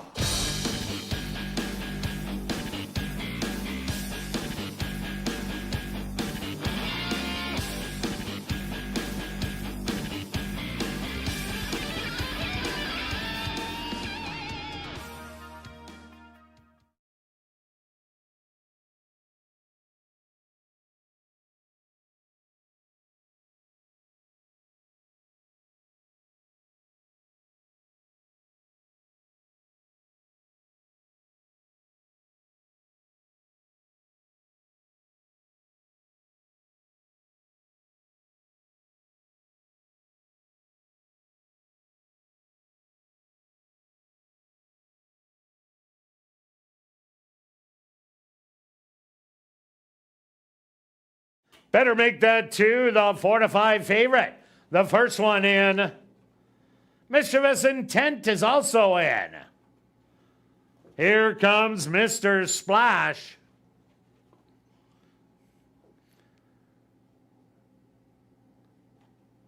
Saturday's Babe is next.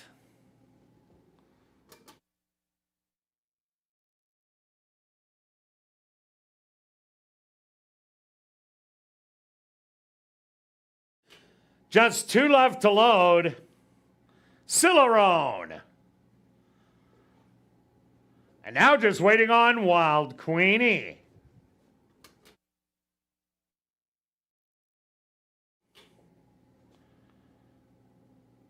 The field is set. They're at the post.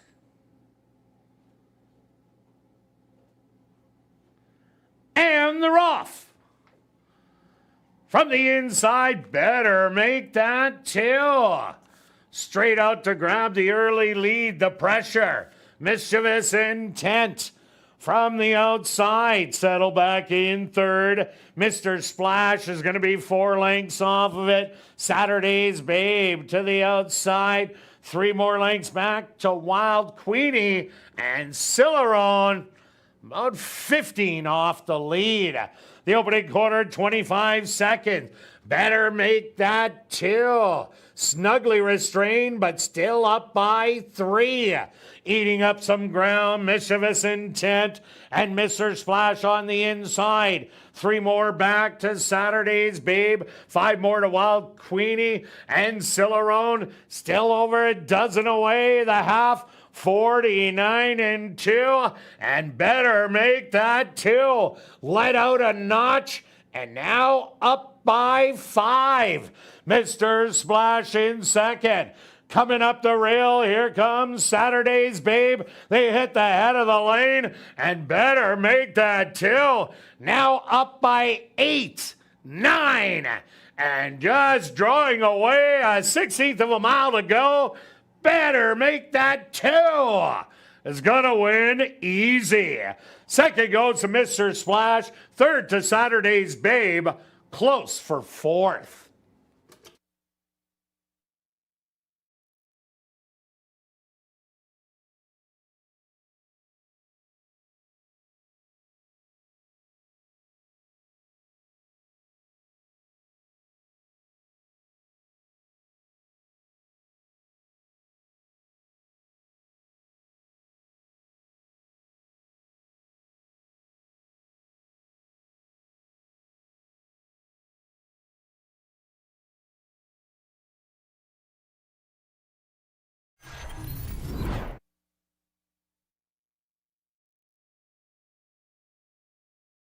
The Stewards are posted number 1. Better make that 2 as your race winner.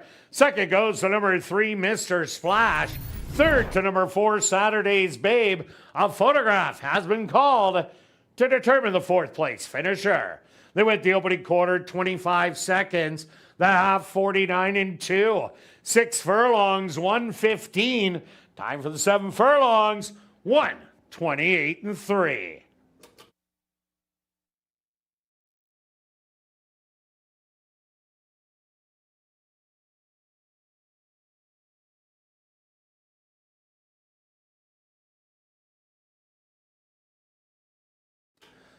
Results of the photo show number 2, Mischievous Intent, finished in 4th.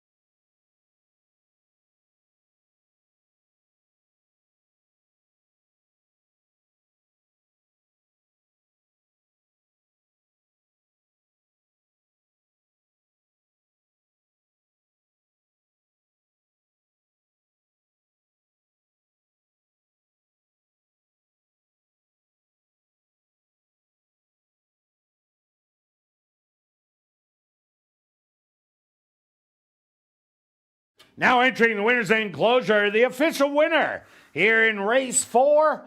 That's number 1, Better Make That 2. Better Make That 2 is a chestnut gelding, 7 years old, by Going Commando. Under the mare, 2 Dorcas by 2 Punch. Owned by Janice Braden, trained by Terry Newber, and ridden to victory by Neville Stevenson. Time for the 7 furlongs. 1:28 and 3. Number 1, Better Make That 2, was proudly bred right here in Manitoba by Ellen Jean McEwen. Race 4 is official in the upcoming 5th race.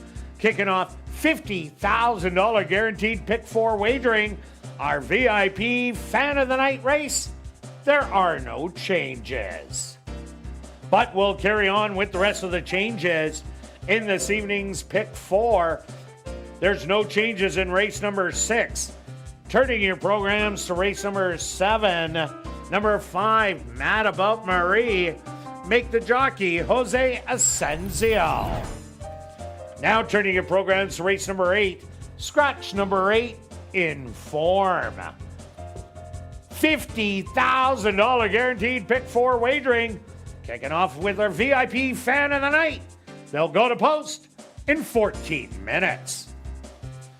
And line dancing will be taking place on the tarmac for the final time this evening. So head on down and join the Inline to Dance group as they will lead the way. Everyone is welcome to participate, so come on down and join the fun.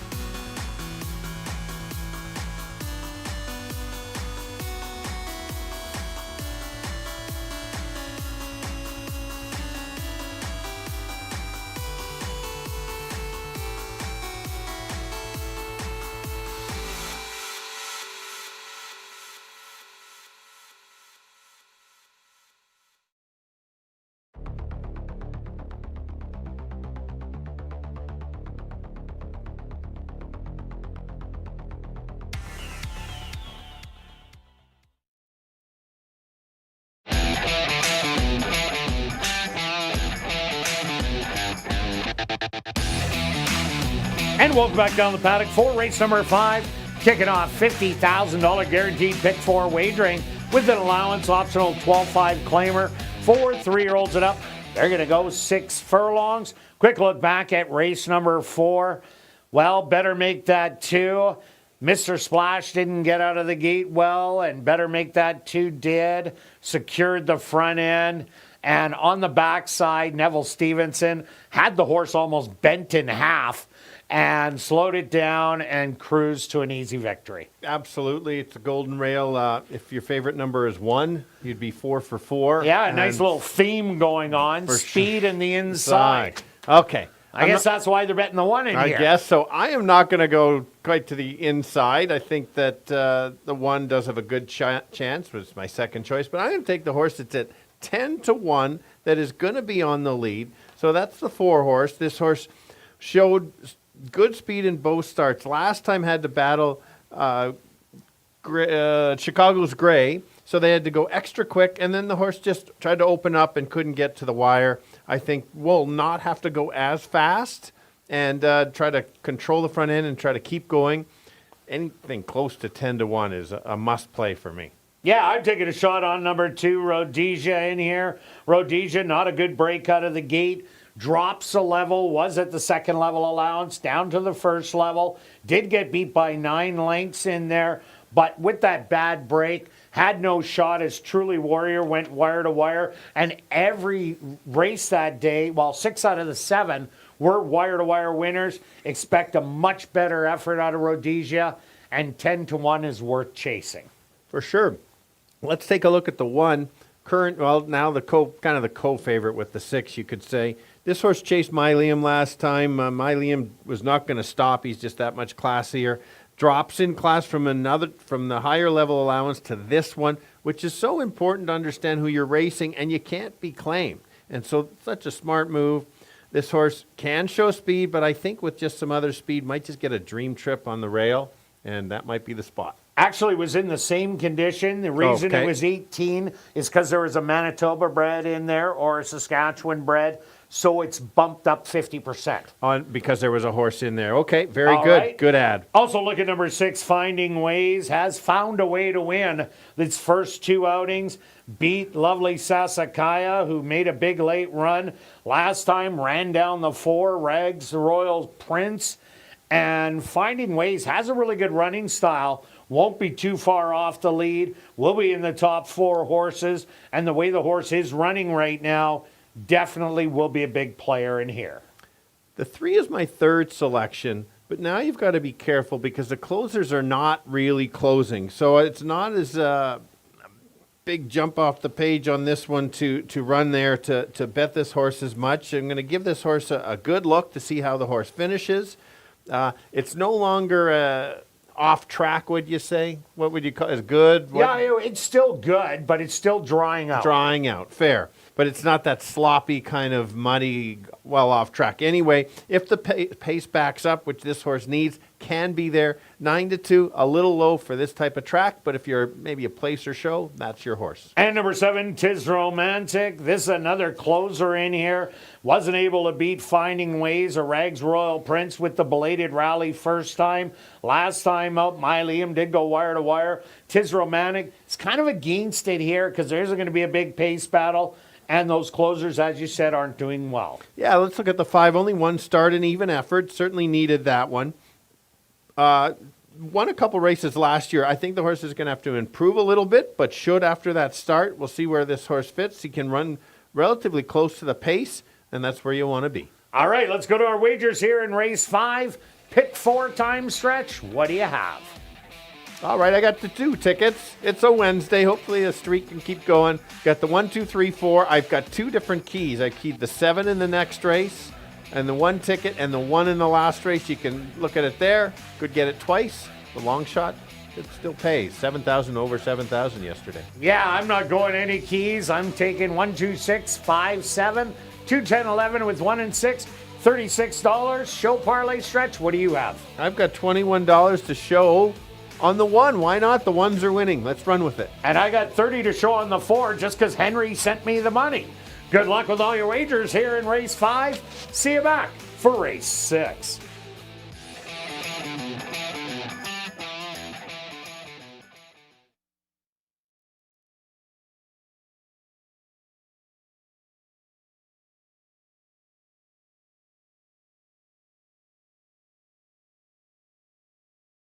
The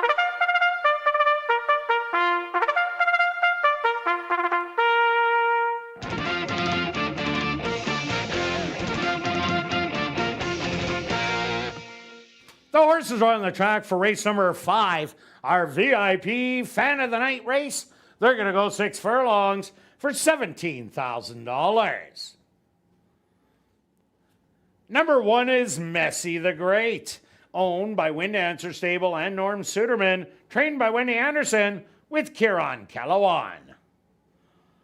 Number 2 is Rhodesia, owned and trained by Monique Goulet with Rashad Knights. Number 3, Flippin' Fish, owned by Henry Witt Jr., trained by Jerry Gorno with Demario Bino. Number 4, Regs Royal Prince, owned by Henry Witt Jr., trained by Jerry Gorno with Ronaldo Cumberbatch. Number 5, Calming Force, owned by Gary Naherniak and Florent Rivard, trained by Mike Taphorn with Neville Stevenson. Number 6, Finding Ways, owned by Robert and Sheena Mabin, trained by Robert Mabin with Christopher Mamdine. Rounding out the field is number 7, Tis Romantic, owned by Black Diamond Stable and Kenneth Lee Gardepy, trained by Tom Gardepy Jr. with Tyrone Nelson. Our VIP Fan of the Night race kicking off $50,000. Guaranteed pick 4 wagering. They'll go to post in approximately 4 minutes.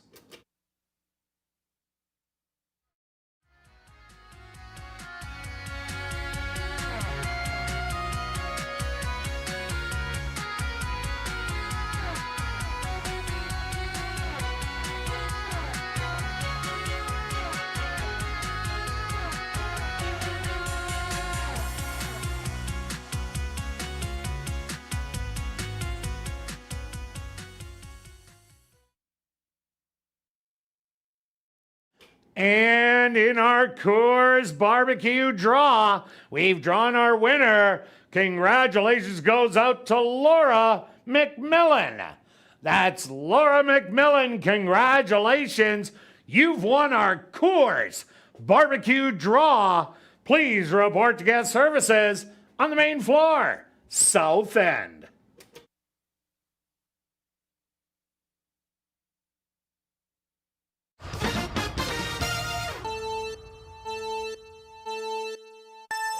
All right, the boys going 6 furlongs, a very competitive allowance field, kicking off the pick 4. Should be another big pool. I'm going to go to the 4 horse at 9-1. It's a speed horse, and speed's been doing very well. I think the horse should be a lower odds, but I will take 9-1. Catch him if you can. The rail horse, which is the spot to be, Messy the Great, should get a stalking trip, kind of sit back and try to make a early run and beat the closers to the wire, and that's kind of been the pattern.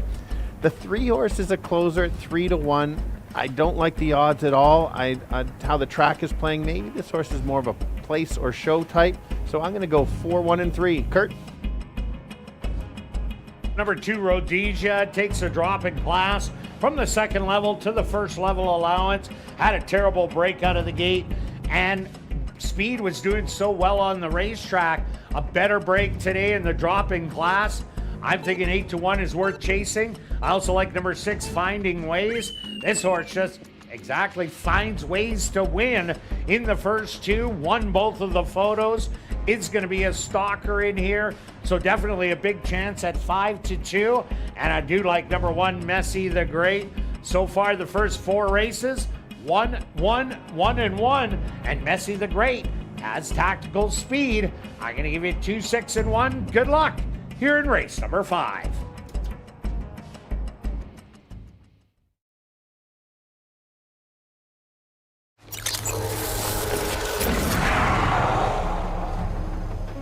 It's now 2 minutes to post time at ASD.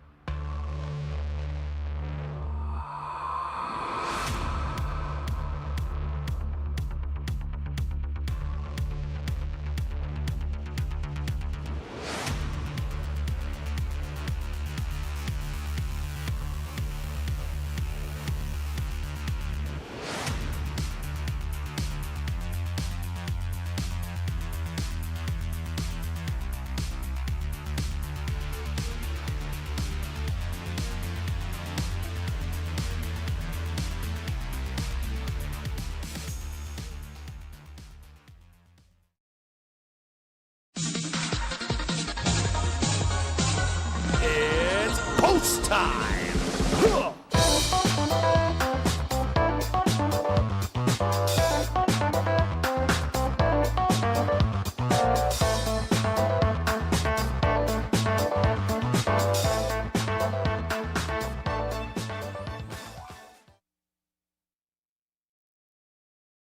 Messi the Great, the first one into the starting gate. Rhodesia goes in.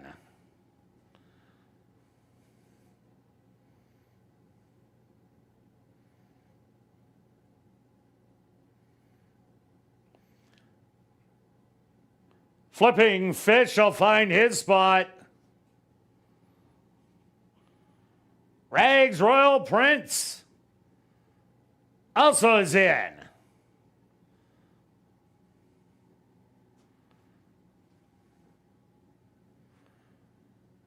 Here comes Calming Force.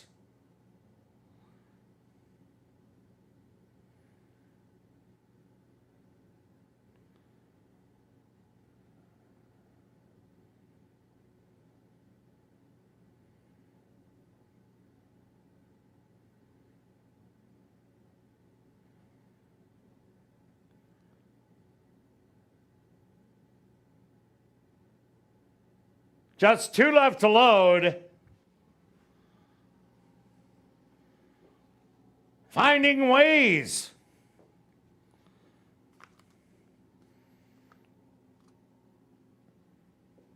And now just waiting on Tis Romantic.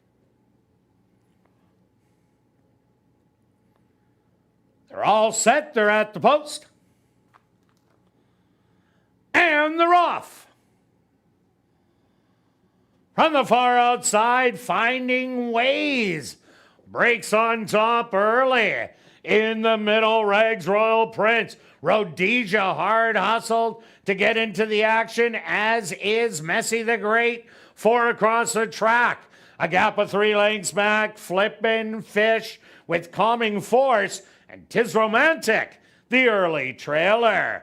Messi the Great and Rhodesia cut the opening quarter in 23-1. Finding Ways settled back right behind him by a half length on the rail. Rags Royal Prince, Flippin' Fish trying to get motivated with Calming Force, and Tis Romantic looking for room at the back. 46-3, and Messi the Great spins out of the turn with the lead, now by 3. Finding Ways, gonna try and reel Messi in on the far outside. Flippin' Fish, Calming Force, but it's Messi the Great.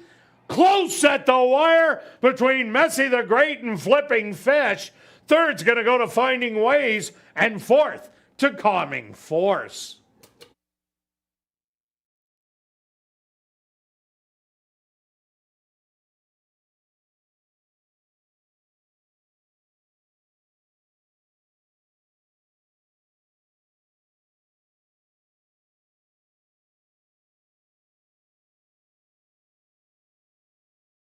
The stewards have requested a photograph to determine the winning horse. They went the opening quarter 23-1, the half 46-3, 5 furlongs 59-3. Time for the 6 furlongs 113.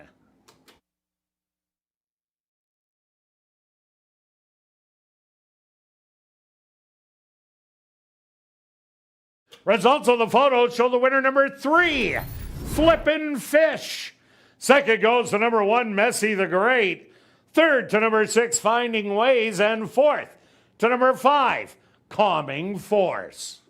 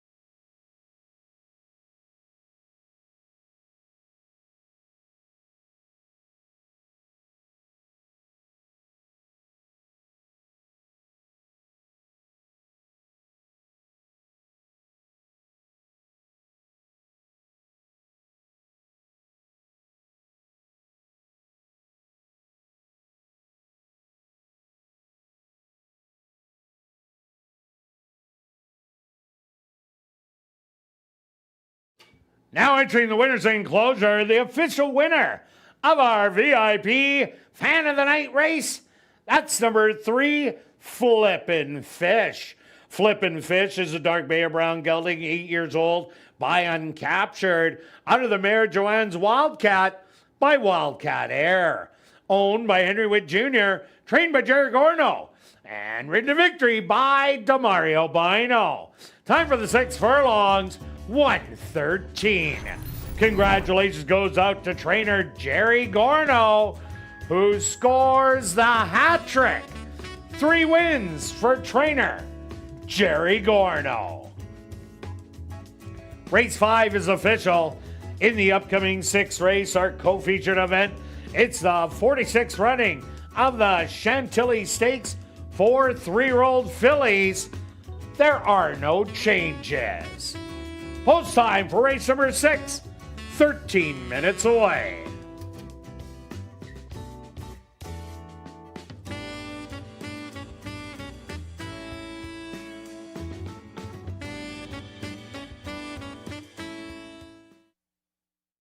And ladies and gentlemen, we've drawn our winner in the line dance draw.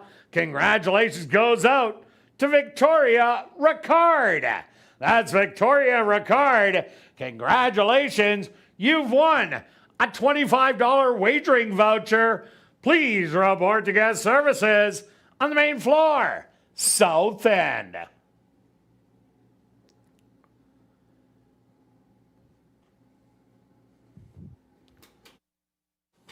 And time is running out to get your 50-50 tickets. The current jackpot, $1,400 and still growing. Tickets are available at guest services, the VLT cashier's cage from the roaming 50-50 ticket seller, or just go online at 5050.asdowns.com. Sales will close at 9:50 p.m. You don't want to miss out. Just over 26 minutes away. And Monday, June the 22nd is our next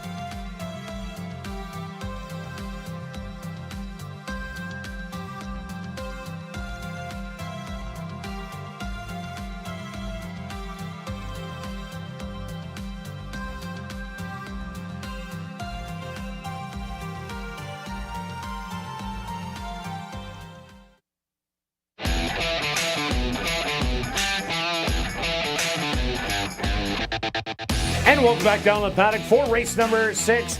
It's our co-featured event, the 46th running of the Chantilly Stakes. 4 3-year-old fillies. They're going to go 6 furlongs. Quick look back at race number 5.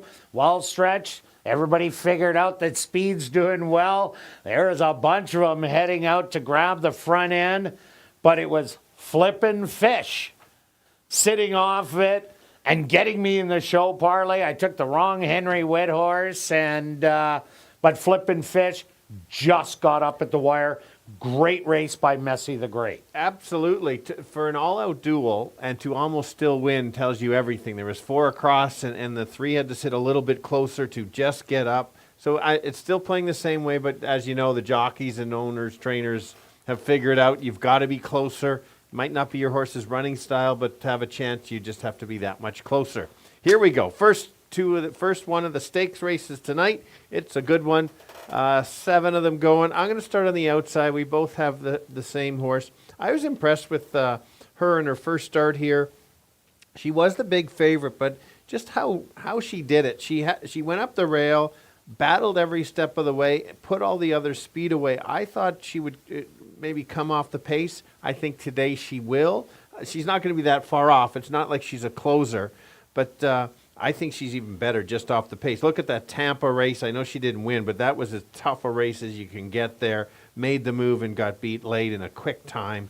That's how I see she wins. If she's going to win, that's how she wins today. Yeah, I agree with you. Also look at number 5, What a Force. Coming by way of Century Mile. Ran a big race last time out, only to get caught late by Playful, who's a horse that won 2 in a row after arriving from Turf Paradise. The horse had won its previous 2 races and got the lead rather easily, but I don't think that's going to be the case today. Number 3, We Can Only Imagine, has speed. The 2, Tap the Parlay. The 1, Wit's Little Ringer. And number 7, Evolution. They all have speed in the way the track is playing. I'm sure the instructions are go, go, and go. But if What a Force does clear, could go a long way. Absolutely. I've jumped on the 4. Won back-to-back solid races in good times. Yes, it was the odds-on favorite on both races, but just look at how quick the times went. Clearly they figured it out. Those first races at Oaklawn were close to call it a disaster, but that obviously the owner saw something in this horse, figured it out, and have turned it around. This one can stalk. Figured out that Assiniboia Downs was easier than Oaklawn. Yes, it is easier, but you just look at the races. The horse wasn't showing much, Oh, no and doubt so about and it. for sure, and runs back to that. I think the horse is on the improve. Certainly can be right there. Also look at number 6, Lisa Connects. Wow, this is one that will not be going to the lead, and that might bode really well for Lisa Connects. Made a good rally last time out to beat Wit's Little Ringer in the photo, as it did rally up the rail with all the speed that's in here. Steal Your Soul's a stalker. I expect Lisa Connects to sit last, and I think this horse is going to make a big move in the end on a bunch of tiring horses. Yeah, I agree with you. That's why I have it in there. It's the longest shot, but it's got the right running style It to totally be does. there. Let's take a look at the 3. The 3 lost all chance last time. Bad break. Look at last year and how good this horse raced. It won a couple stake races here and Century Mile. Got beat to Omaha Warrior. Is no slouch in here. I think the horse certainly is going to improve. A solid quick work of 47-1 coming in will be a better effort today. Also look at number 1, Wit's Little Ringer, another one with speed on the inside. Jerry Gorno already won 3 races today, but the only way this horse wins is wire to wire, and that's not just going to bode well. Even though the rail's doing really well, there's just too much speed in here. Yeah, the interesting thing on the 2, kind of likes the lead as well, but might not be as fast as the others and might just get that garden spot and try to take over late. So just depends on, like you said, the 1's probably going to the lead or 2, but one of the jockeys might recognize, just let's sit back and try something to give a horse a better chance. But All go ahead. right, let's go to our wagers here in race 6 stretch. What do you have? I have exactly the $3 exacta box 4, 6, and 7. Tri-wheel 7 with 4, 6 with all. I'm not going to do a stretch change alert, but I like your bet a little bit better on how the track is playing. Correct. That's what I kind of went for in here. that my rallier, I don't think it can win, but I think it's going to run big. And I'm taking the other two that have the big speed of the race. 5-7 on top with 6 for $20. Your show parlay's alive. I'm dead. I'll go to the 7. Good luck with all your wagers here in race 6. We'll see you back for race 7 for the 42nd running of the La Vérendrye Stakes.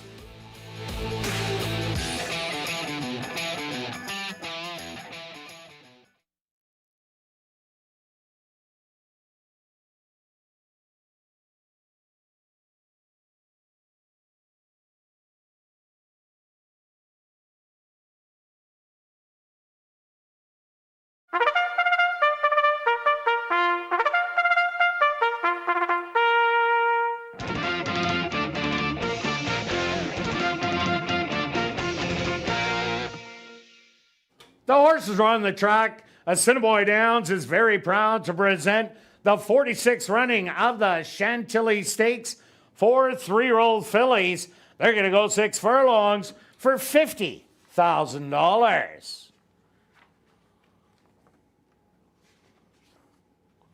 Number 1 is Witt's Little Ringer, owned by Henry Witt Jr., trained by Jerry Gorno with Dario Dalrymple. Number 2, Tap the Parlay, owned by A2 Thoroughbreds and True North Thoroughbreds, trained by Michael Nault with Javanil Patterson.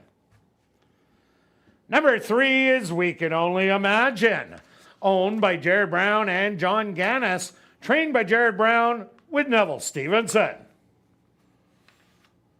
Number 4, Steal Your Soul, owned by Drop-In Racing, James Keplin, and Steve Keplin Sr., trained by Steve Keplin Jr. with Sven Balro. Number 5 is What a Force, owned by Peter David, Ed Welsh, and Dennis Dale, trained by Tim Rycroft with Jose Asensio. Number 6, Lisa Connects, owned by Homer Thoroughbreds, trained by Jason Homer with Siobhan Townsend. Rounding out our field is number 7, Evolution, owned by Cattlemen's Club Stable, trained by Will Taranjo with Antonio Whitehall. The 46th running of the Chantilly Stakes. Here in race 6, they'll go to post in approximately 4 minutes.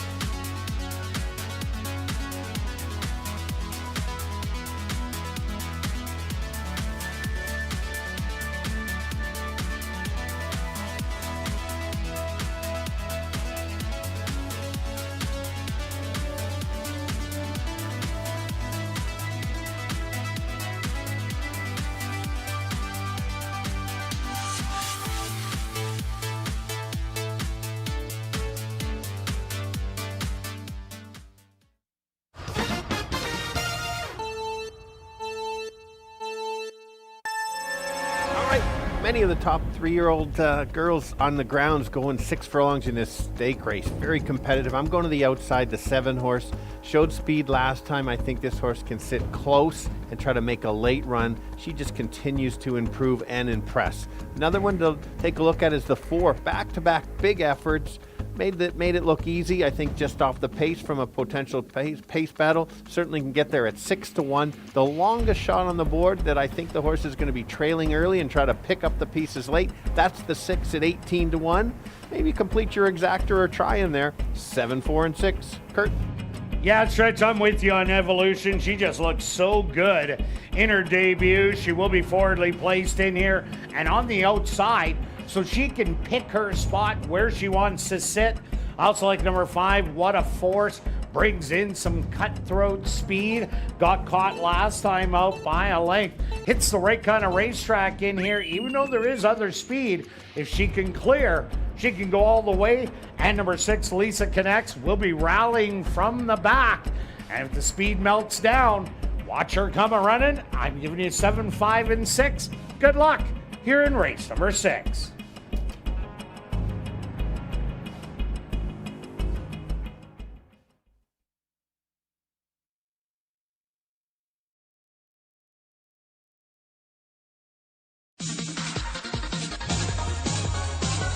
It's post time.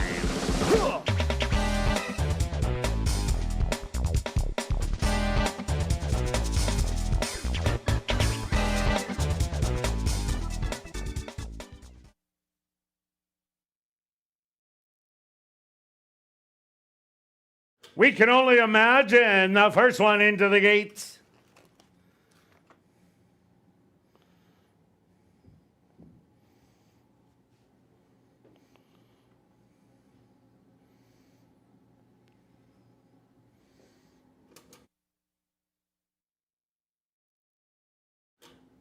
Witt's Little Ringer walks right in.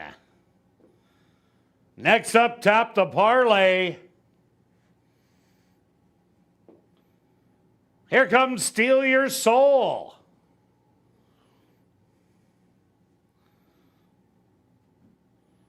What a Force moves in.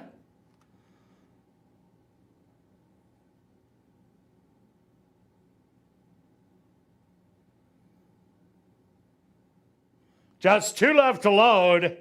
Lisa Connects.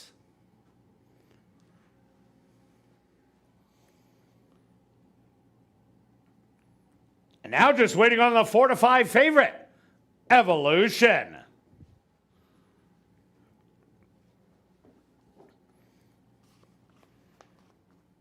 The field is set. They're at the post. And they're off. Breaking slow was We Can Only Imagine. What a Force. Broke like a rocket and head straight out to grab the early lead. Tap the Parlay. Back in second, hugging the rail, Witt's Little Ringer. Evolution. With a snug hold in fourth on the outside. A gap of 4 lengths back to Lisa Connects. Steal Your Soul, and We Can Only Imagine after the early trouble. The opening quarter, 23 seconds. And What a Force has the lead by 3/4 of a length. Evolution to the outside, trying to reel her in. Tap the Parlay back to third. We Can Only Imagine, Witt's Little Ringer, and the trailers, Lisa Connects. They went the half, 46-1, and What a Force has now opened up the advantage to 6. Hits the 16th pole. This is all What a Force is going to take the 46th running of the Chantilly Stakes. We Can Only Imagine a gutsy effort, getting second, third to Steal Your Soul.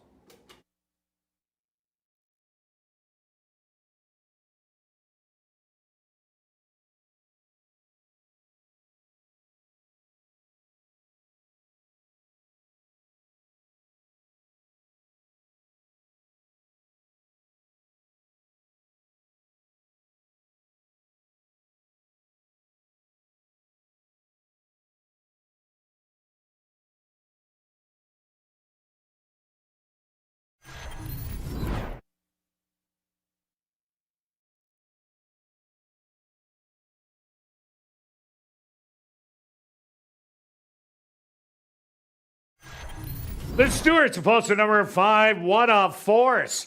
As a race winner, a photograph has been called to determine the place and show positions. They went the opening quarter 23 seconds, the half 46 and 1, 5 furlongs 59 seconds. Time for the 6 furlongs 1:12 and 3.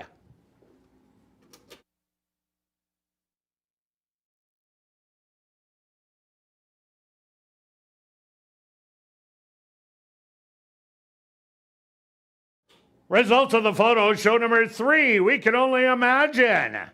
Finishing second. Third goes to number 4, Steal Your Soul. Fourth to number 1, Wit's Little Ringer.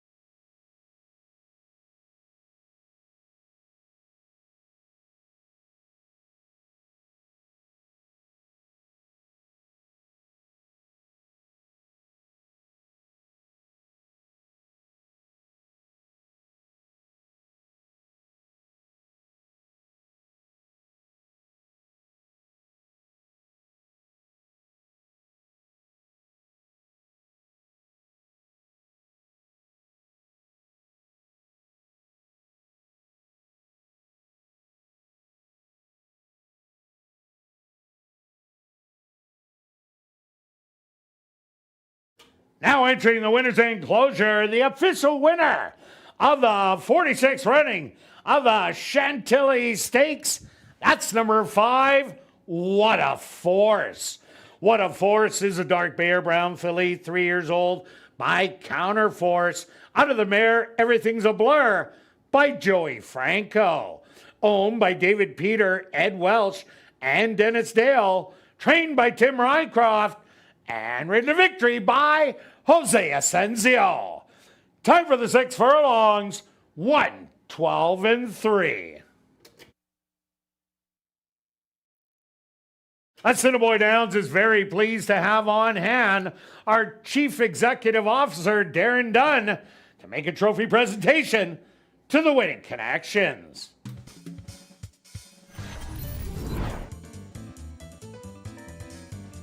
Race 6 is official in the upcoming 7th race. The 42nd running of the Laverandre Stakes. Number 5, Manitoba Marie. Make the rider Jose Asensio. Rolling double and classic high 5 wagering.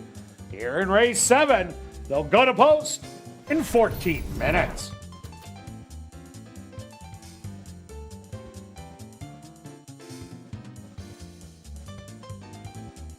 And make sure to join us Canada Day, Wednesday, July the 1st, for an exciting evening of live racing beginning at 7:30, followed by a spectacular fireworks display presented by Campfire Pyrotechnics. Admission is free and parking is free, but only until 7:30. After 7:30, a $10 parking charge will apply.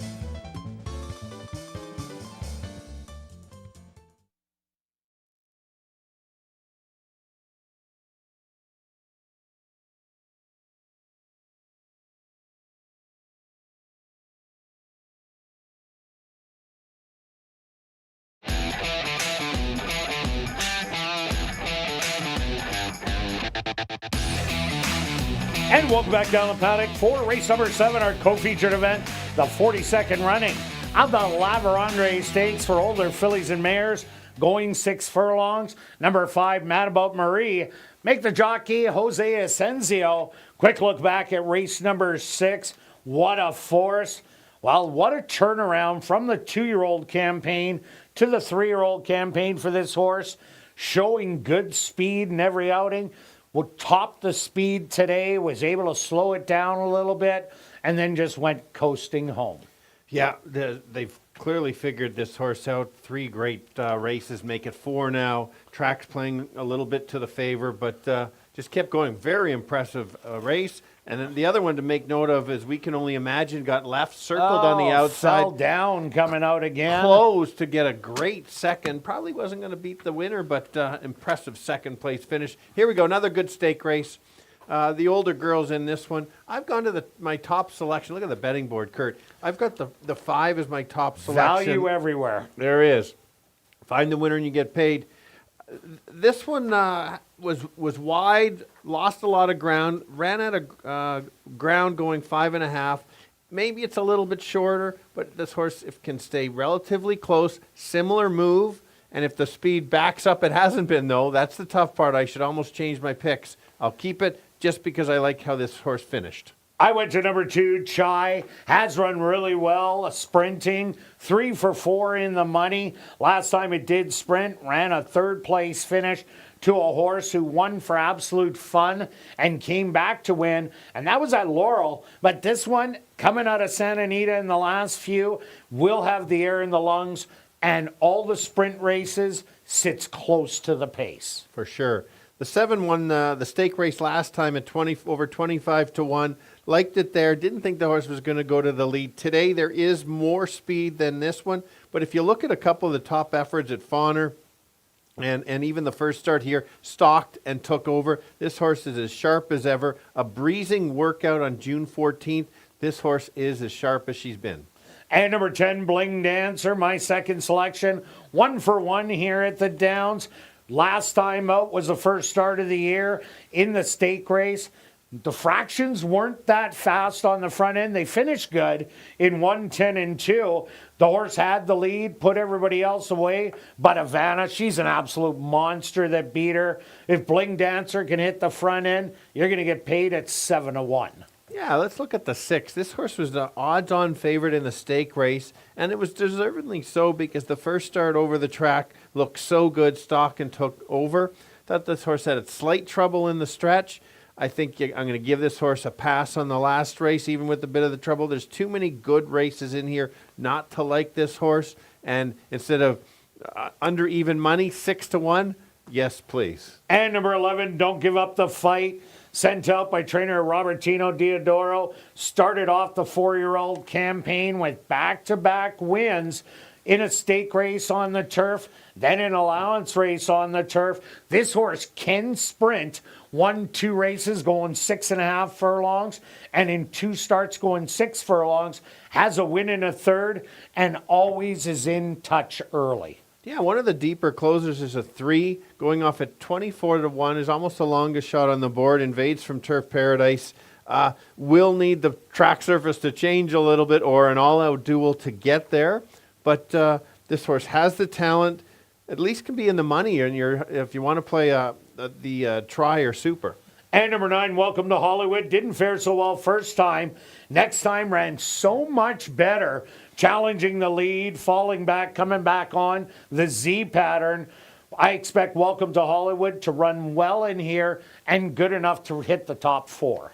Yeah, the 8 horse had some trouble last time. Broke a step slow. You can't break a step slow in this type of race, in the stake race, but actually finished with run. Breaks a little bit better, sits closer. Certainly another one that could get lost in the shuffle at 17 to 1. And number 4, Magic Chrome. Won sprinting last year at the first level allowance. Then went in the stake race going a mile and a 16th. Ran a really gutsy second to Baby Gundan. Maybe for Magic Chrome. This is just a little too short. And after the first one, another tightener. Yeah, and the 1 horse comes back after 1 start. Workout as well. The rail's been golden. The last race, there was a closer up the rail. The 4 horse, this horse could potentially be on the rail. If it stays there, if it opens up, maybe pick up the pieces late. They're getting bet down quite a bit at 8-1. Somebody thinks he's live. All right, let's go to our wagers here in race 7 stretch. A wide open board. What do you have? Yeah, so I'm going to go a tri-wheel. One of my usuals, 5, 6, 7, 10. I've included that 10 with the speed all the way down, and then I've sprinkled it with your 2 and the 11 for third, $48. And I'm just going after the exactor. I'm doing the exactor box. 2, 10, 11, $1 ticket, $6. I'm doing a $5 one for 30. Good luck with all your wagers here in race 7, and we'll see you back for race 8.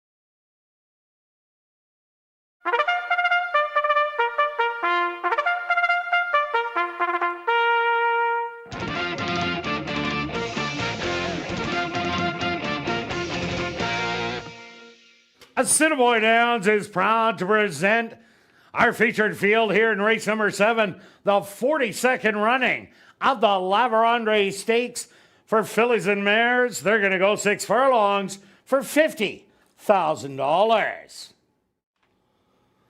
Number 1 is Yankee Doodle, owned by A2 Thoroughbreds, Jay Jackson, Rayco Thoroughbreds, and Alex Nault, trained by Michael Nault with Javanel Patterson. Number 2 is Chai, owned by King Couture and Sharon Newell, trained by Judy Hunter with Tyrone Nelson. Number 3, Rocky Bay Ray, owned by Randy Lane and Roy Nelson, trained by Sidney Krasner with Ronaldo Cumberbatch. Number 4, Magic Chrome, owned by Kirk Sutherland, trained by Rick Wise with Rashad Knights. Number 5, Mad About Maria, owned by Drop-In Racing, P-Dub Racing, Shelby Lattiser, and James Kaplan, trained by Steve Kaplan Jr. with Antonio Whitehall. Number 6 is Emirates Affair, owned by Gary Naherniak and Leon Howham, trained by Steve Kaplan Jr. with Sven Balro. Number 7 is Spin the Breeze, owned by Wendy Anderson and Jeff Goy, trained by Wendy Anderson with Kieran Calawan. Number 8 is Olga, owned by Homer Thoroughbreds, trained by Jason Homer with Siobhan Townsend. Number 9, Welcome to Hollywood, owned by Jared Brown and John Gannis, trained by Jared Brown with Demario Bino. Number 10, Bling Dancer, owned by JDP Holdings, trained by Robert Van Overshot, Alexander Marty in the saddle. Rounding out the field is number 11, Don't Give Up the Fight, owned by Charles Garvey, trained by Robertino Diodoro with Kamal Santo. The 42nd running of the Lavra Stakes here in race 7. They'll go to post in approximately 4 minutes.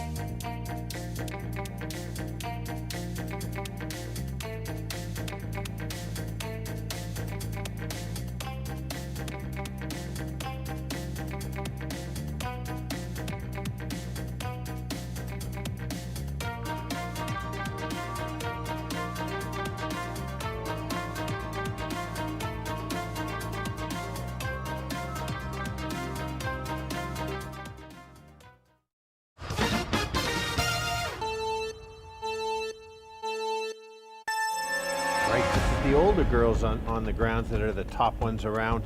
Let's start with the 5, currently at 9-2. Ran a nice second against many of these last time. Was extremely wide, gets another race over the track. Can't get too far back because that's how the track is playing. Got to use that one. The winner of the stake race last time, you got $50 on $2 bet. This time about $30. Still good value, showed speed. Repeat of either of the last 2. She will be tough to beat. Got to include her. And the 6 was the beaten favorite last time against many of these. Didn't win, but is better than her last effort. She improved. She can be there. Very tough field. 5, 7, and 6. Kirt. Yeah, Stretch. I went to number 2, Chai, coming by way of Santa Anita. Has a really good sprinting record. Will be close to the pace. And inside speed, it's doing well. I also like the 11, Don't Give Up the Fight. 4 races sprinting, 3 wins, and a 3rd place finish. 2 for 2 as a 4-year-old, lots to like.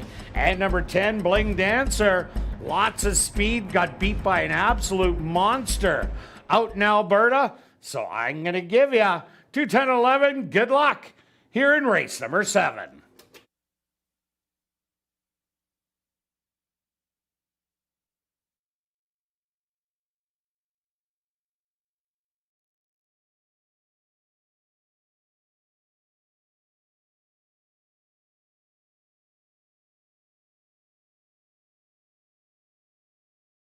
Yankee Doodle, leads the fillies and mares into the starting gate.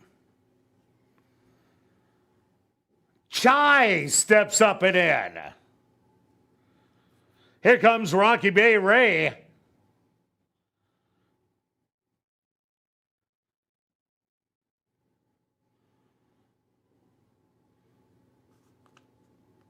Magic Chrome is in. Mad About Marie's turn. Emirates Affair, the stablemate, goes in. Here comes Spin the Breeze.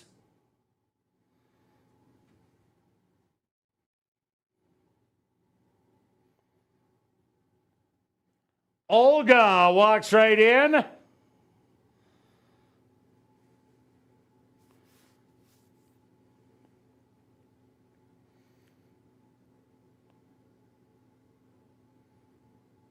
Here comes Welcome to Hollywood. Just 2 left to load.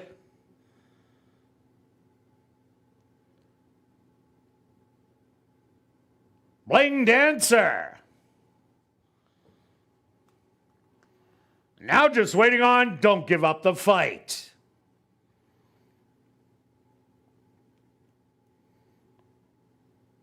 They're all set. They're at the post.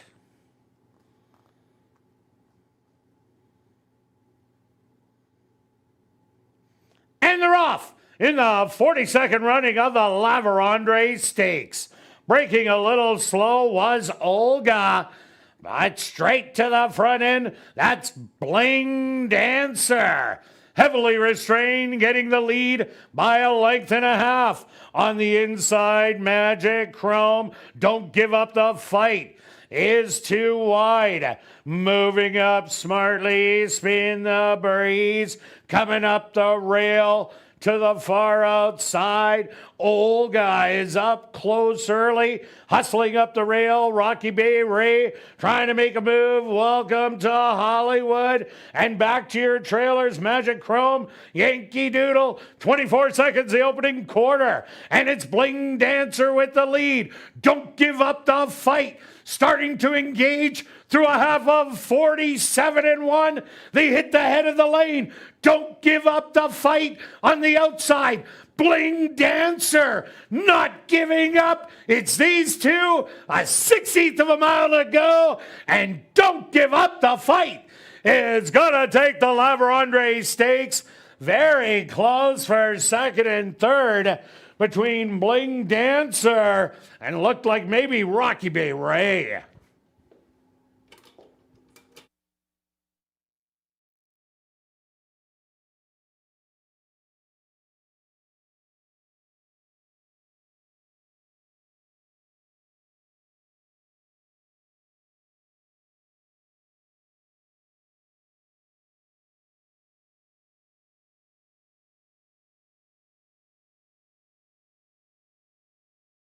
The Stewart's opposed to number 11, Don't Give Up the Fight. As your race winner, a photograph has been called to determine the place and show positions. They went the opening quarter 24 seconds, the half 47-1, 5 furlongs 59-3, time for the 6 furlongs 112-3.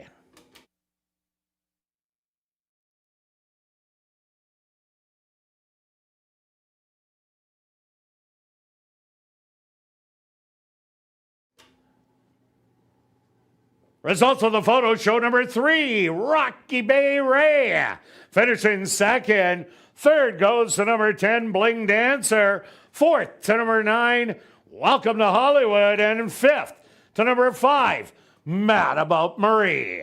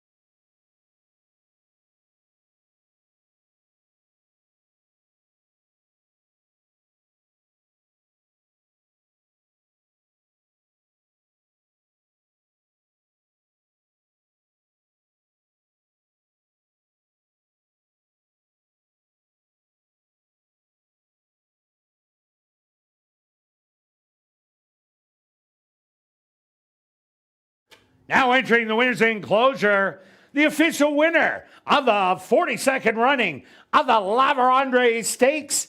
That's number 11, Don't Give Up the Fight. Don't Give Up the Fight is a chestnut filly, 4 years old, by Jimmy Creed, under the mare Misselli by Jack Milton. Owned by Charles Garvey, trained by Robertino Diodoro, and ridden to victory by Kimal Santo. Time for the 6 furlongs, 1:12-3. Assiniboia Downs is very pleased to have on hand our very own Daryl Stephenson, representing our board of directors, to make a presentation to the winning connections.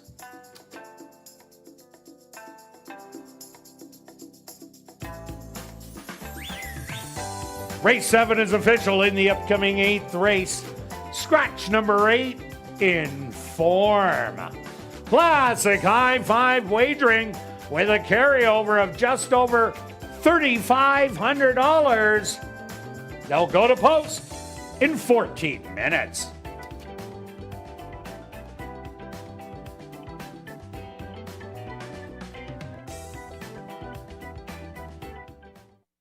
And ladies and gentlemen, we've drawn our winning ticket in tonight's 50-50 draw. That winning number, 968-266-21.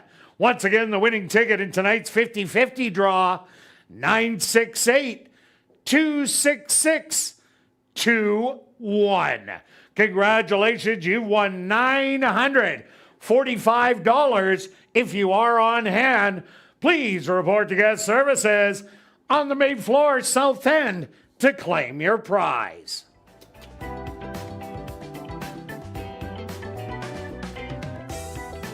After the final race, be sure to head to the clubhouse for our popular Crazy Hour. Beer, shots, and wine, just $5.50 and 25% off all starters. Also, we have the $500 Crazy Hour cash draw that will take place at 11:30 p.m. in the VLT Lounge.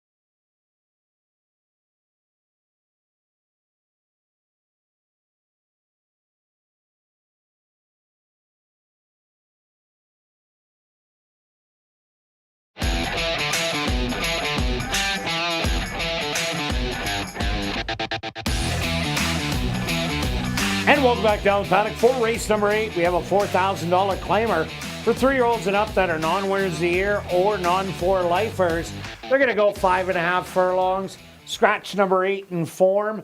Quick look back at race number 7. What a race in the older mares. Yes, Bling Dancer got the lead. Don't Give Up the Fight stalked. And Don't Give Up the Fight did go on to win. But there was all sorts of match races in behind. I was watching that replay, and there's a lot of trouble lines in that race. There was a lot of trouble lines. The 7 showed enough speed. It was wide, but got in good enough position and stayed out of the trouble. And then the 10 just couldn't last. But the class showed on the 2.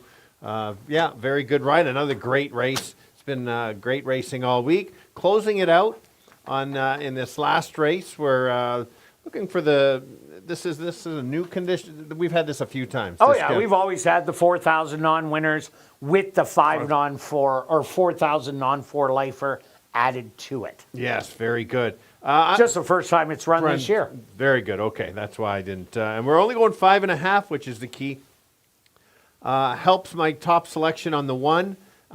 We've seen the speed going. We saw the speed win the stake race and many other. We've seen 1s win a lot of races. And double 1 in the last race. Correct, yes, and a double 1, for sure. This horse just has to break well and just kind of keep going and see how far he can go. It's catch him if you can. And, yeah, it's his type of track. Yeah, it takes a drop and in a perfect spot. Also look at number 7, Del Vecchio. Beat up on the breeds in the first start as the big favorite, but it was a comeback race. It was even much better. Was only going 5 furlongs. That was a Jerry Gorno massive dropper. Bling, bling, bling that came from Texas with cutthroat speed that did end up going wire to wire in there. But Del Vecchio ran absolutely huge to get second money. Belongs in this condition and fits very well with the racetrack. Absolutely. And I've got the 2. I should almost get Kim to change my picks, but I'll leave it in case the other ones go. This horse likes going a little bit longer, is a closer. We have seen a closer win today, but I just like the works and where this horse fits. I think this horse belongs at this level. Just if it's ready to go, certainly can be at least in the money, maybe 3rd or 4th, complete your try or high 5. And number 6, Please the Court, ran a big race first time out and was placed first. The comeback race, not so good, but took so much money that first time out, is taking early money again, and this horse does have a big late kick. Yeah, a bit of a horse that's getting some early action, which makes sense, is the 3 horse. Back-to-back, not so good trips. The first time didn't get the lead. Rockets Red Flare got out there. This horse backed up. Last time steadied early, lost complete chance. Throw those races out. Has been off a month. A workout coming in. Has this back class of the speed for the 5,500. With this type of field, could sit close and keep going. Also look at number 4, Will the Thrill. Showed a little bit of speed last time out after being bumped at the break, but was wide throughout. Mr. Dazzle hit the front end and just kept on going. Will the Thrill, I think it's better than that last race. So if you're looking for a long shot for your high 5, definitely throw it in. And the 5 has had back-to-back troubled trips and didn't really show anything. From time to time shows up, is a big long shot, a perfect horse to include. Again, just like the 4 horse in your high 5, which does have a carryover, I might be playing one. Oh, big surprise. All right, let's go to our wagers. Here in race 8 stretch, what do you have? Well, I've got the bet I had before. I'm going to leave it at 20 to win. And then stretch ad alert. It's the high 5. There's a carryover. Oh, you got to go after it. And so Kim's going to put it up for me, and there it is. $48. Yep. I'm going after the triactor. I'm taking the 1 on top with the 6, 7, with the 3, 6, and 7. $1 ticket, only $4. But I had a 20 left. So I'm going to go 16. Good luck with all your wagers here in race 8. And we'll see you back next week on Tuesday, 6:45 Central for ASD Live.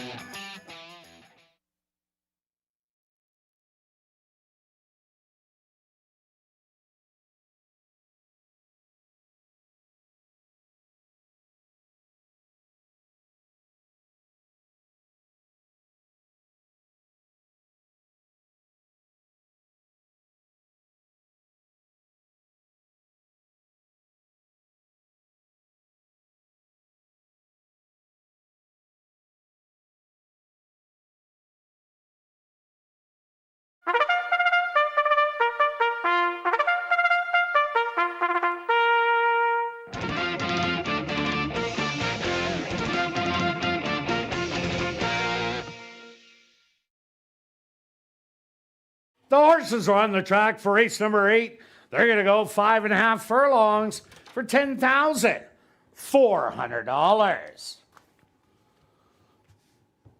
Number 1 is Ship Boss, owned by Terry Cole, Todd Rochot, and Lenny Rochot, trained by Terry Cole with Neville Stevenson. Number 2 is Shemayim, owned by Cattlemen's Club Stable, trained by Will Taranjo with Rashad Knights. Number 3, It's a Fluke, owned by Ray Gardepy, trained by Tom Gardepy Jr. with Sheldon Chickeness. Number 4, Will the Thrill, owned by Dunworkin Stables, trained by Fred Rawson with Sven Balro. Number 5, Curly Asa, owned and trained by Norbert Kashane with Dario Dalrymple. Number 6, Please the Court, owned by Wind Answer Stable and Norm Suderman, trained by Wendy Anderson with Kieran Kellawan. Number 7, Del Vecchio, owned by Karen Bjarnson, trained by Tom Gardepy Jr. with Javidio Patterson. Number 8, Inform Was Scratch. Classic high five wagering with that carryover of over $3,500. They'll go to post in approximately 4 minutes.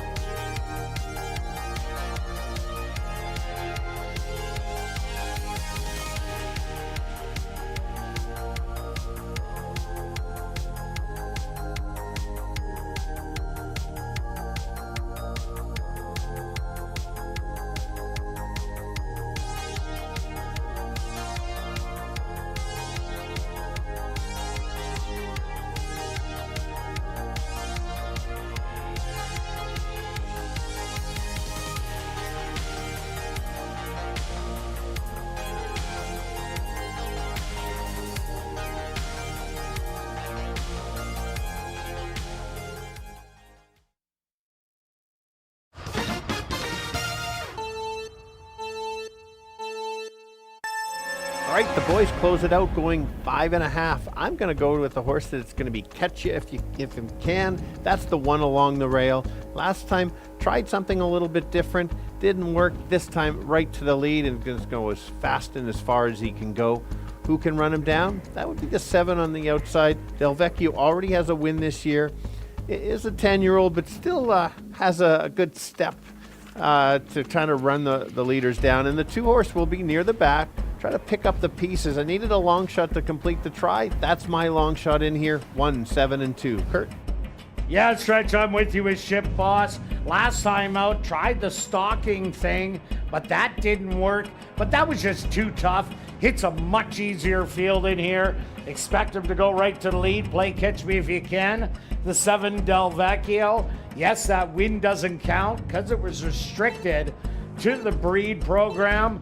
So Del Vecchio ran so good to a horse that was dropping in from allowance from Texas. He's got to be my second choice. And number 6, Please the Court, ran so good first time out, was flat last time. Expect a better effort, taking a pile of money on the board. But I'm going to give you 1, 7, and 6. Good luck here in race number 8.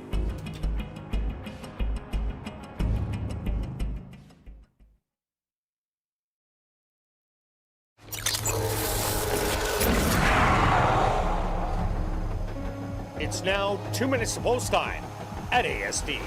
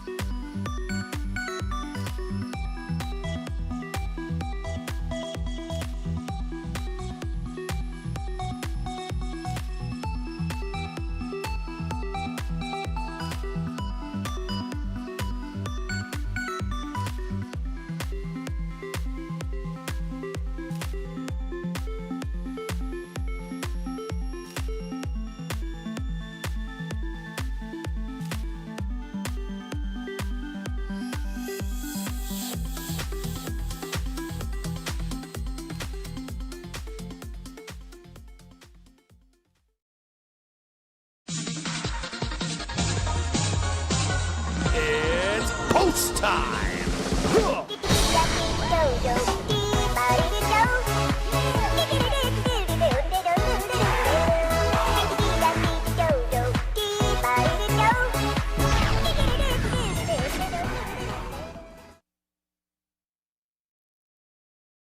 Ship Boss, the first one into the starting gate.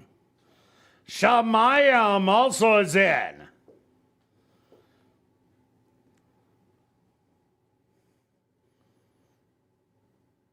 Here comes It's a Fluke.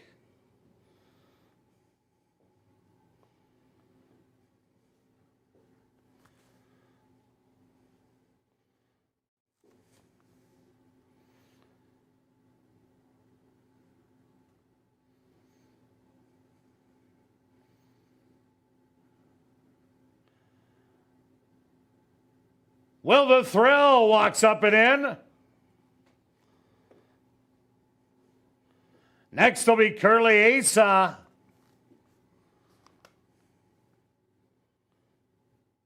Just 2 left to load. Please the Court.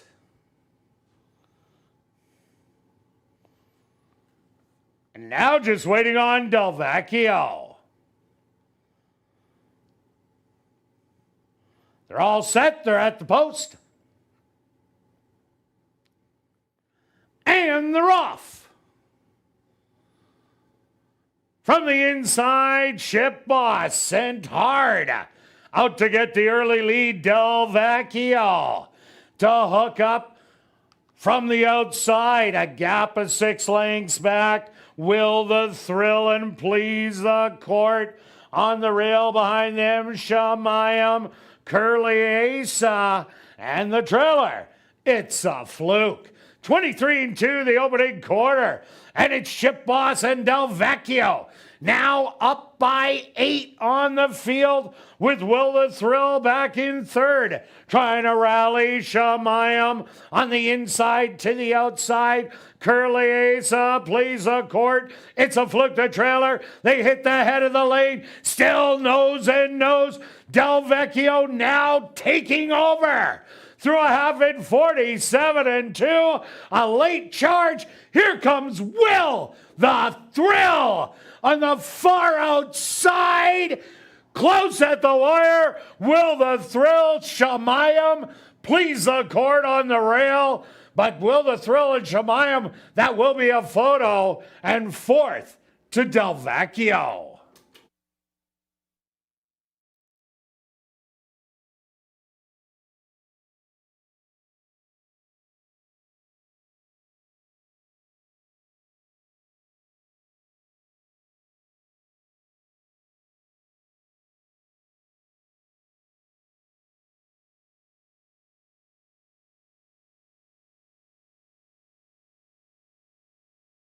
The stewards have requested a photograph to determine the winning horse.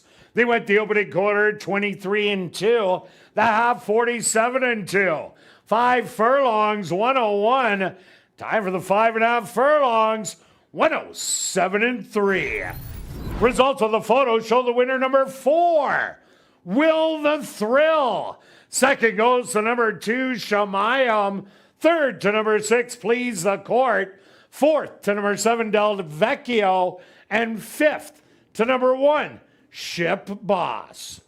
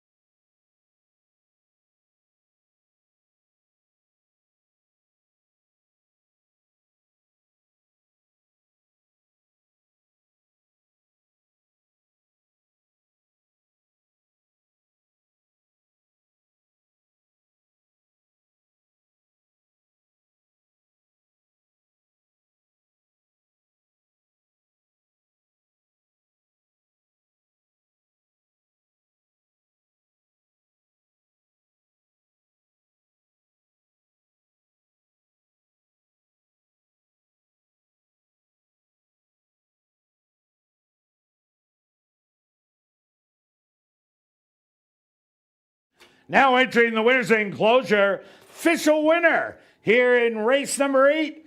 That's number 4, Will the Thrill. Will the Thrill is a big gelding, 7 years old, by Speister, out of the mare's secret source by Mineshaft, owned by Dunworkin Stables, trained by Fred Rawson, and ridden to victory by Sven Balrup. Time for the 5.5 furlongs, 107-3. Well, now it's time to head up to the clubhouse and enjoy Crazy Hour, beer, shots, and wine, $5.50, and 25% off all starters, plus a $500 cash draw that will take place at 11:30 p.m. in the VLT Lounge. And don't forget, live racing resumes next Tuesday and Canada Day Wednesday at 7:30. We'll see you then.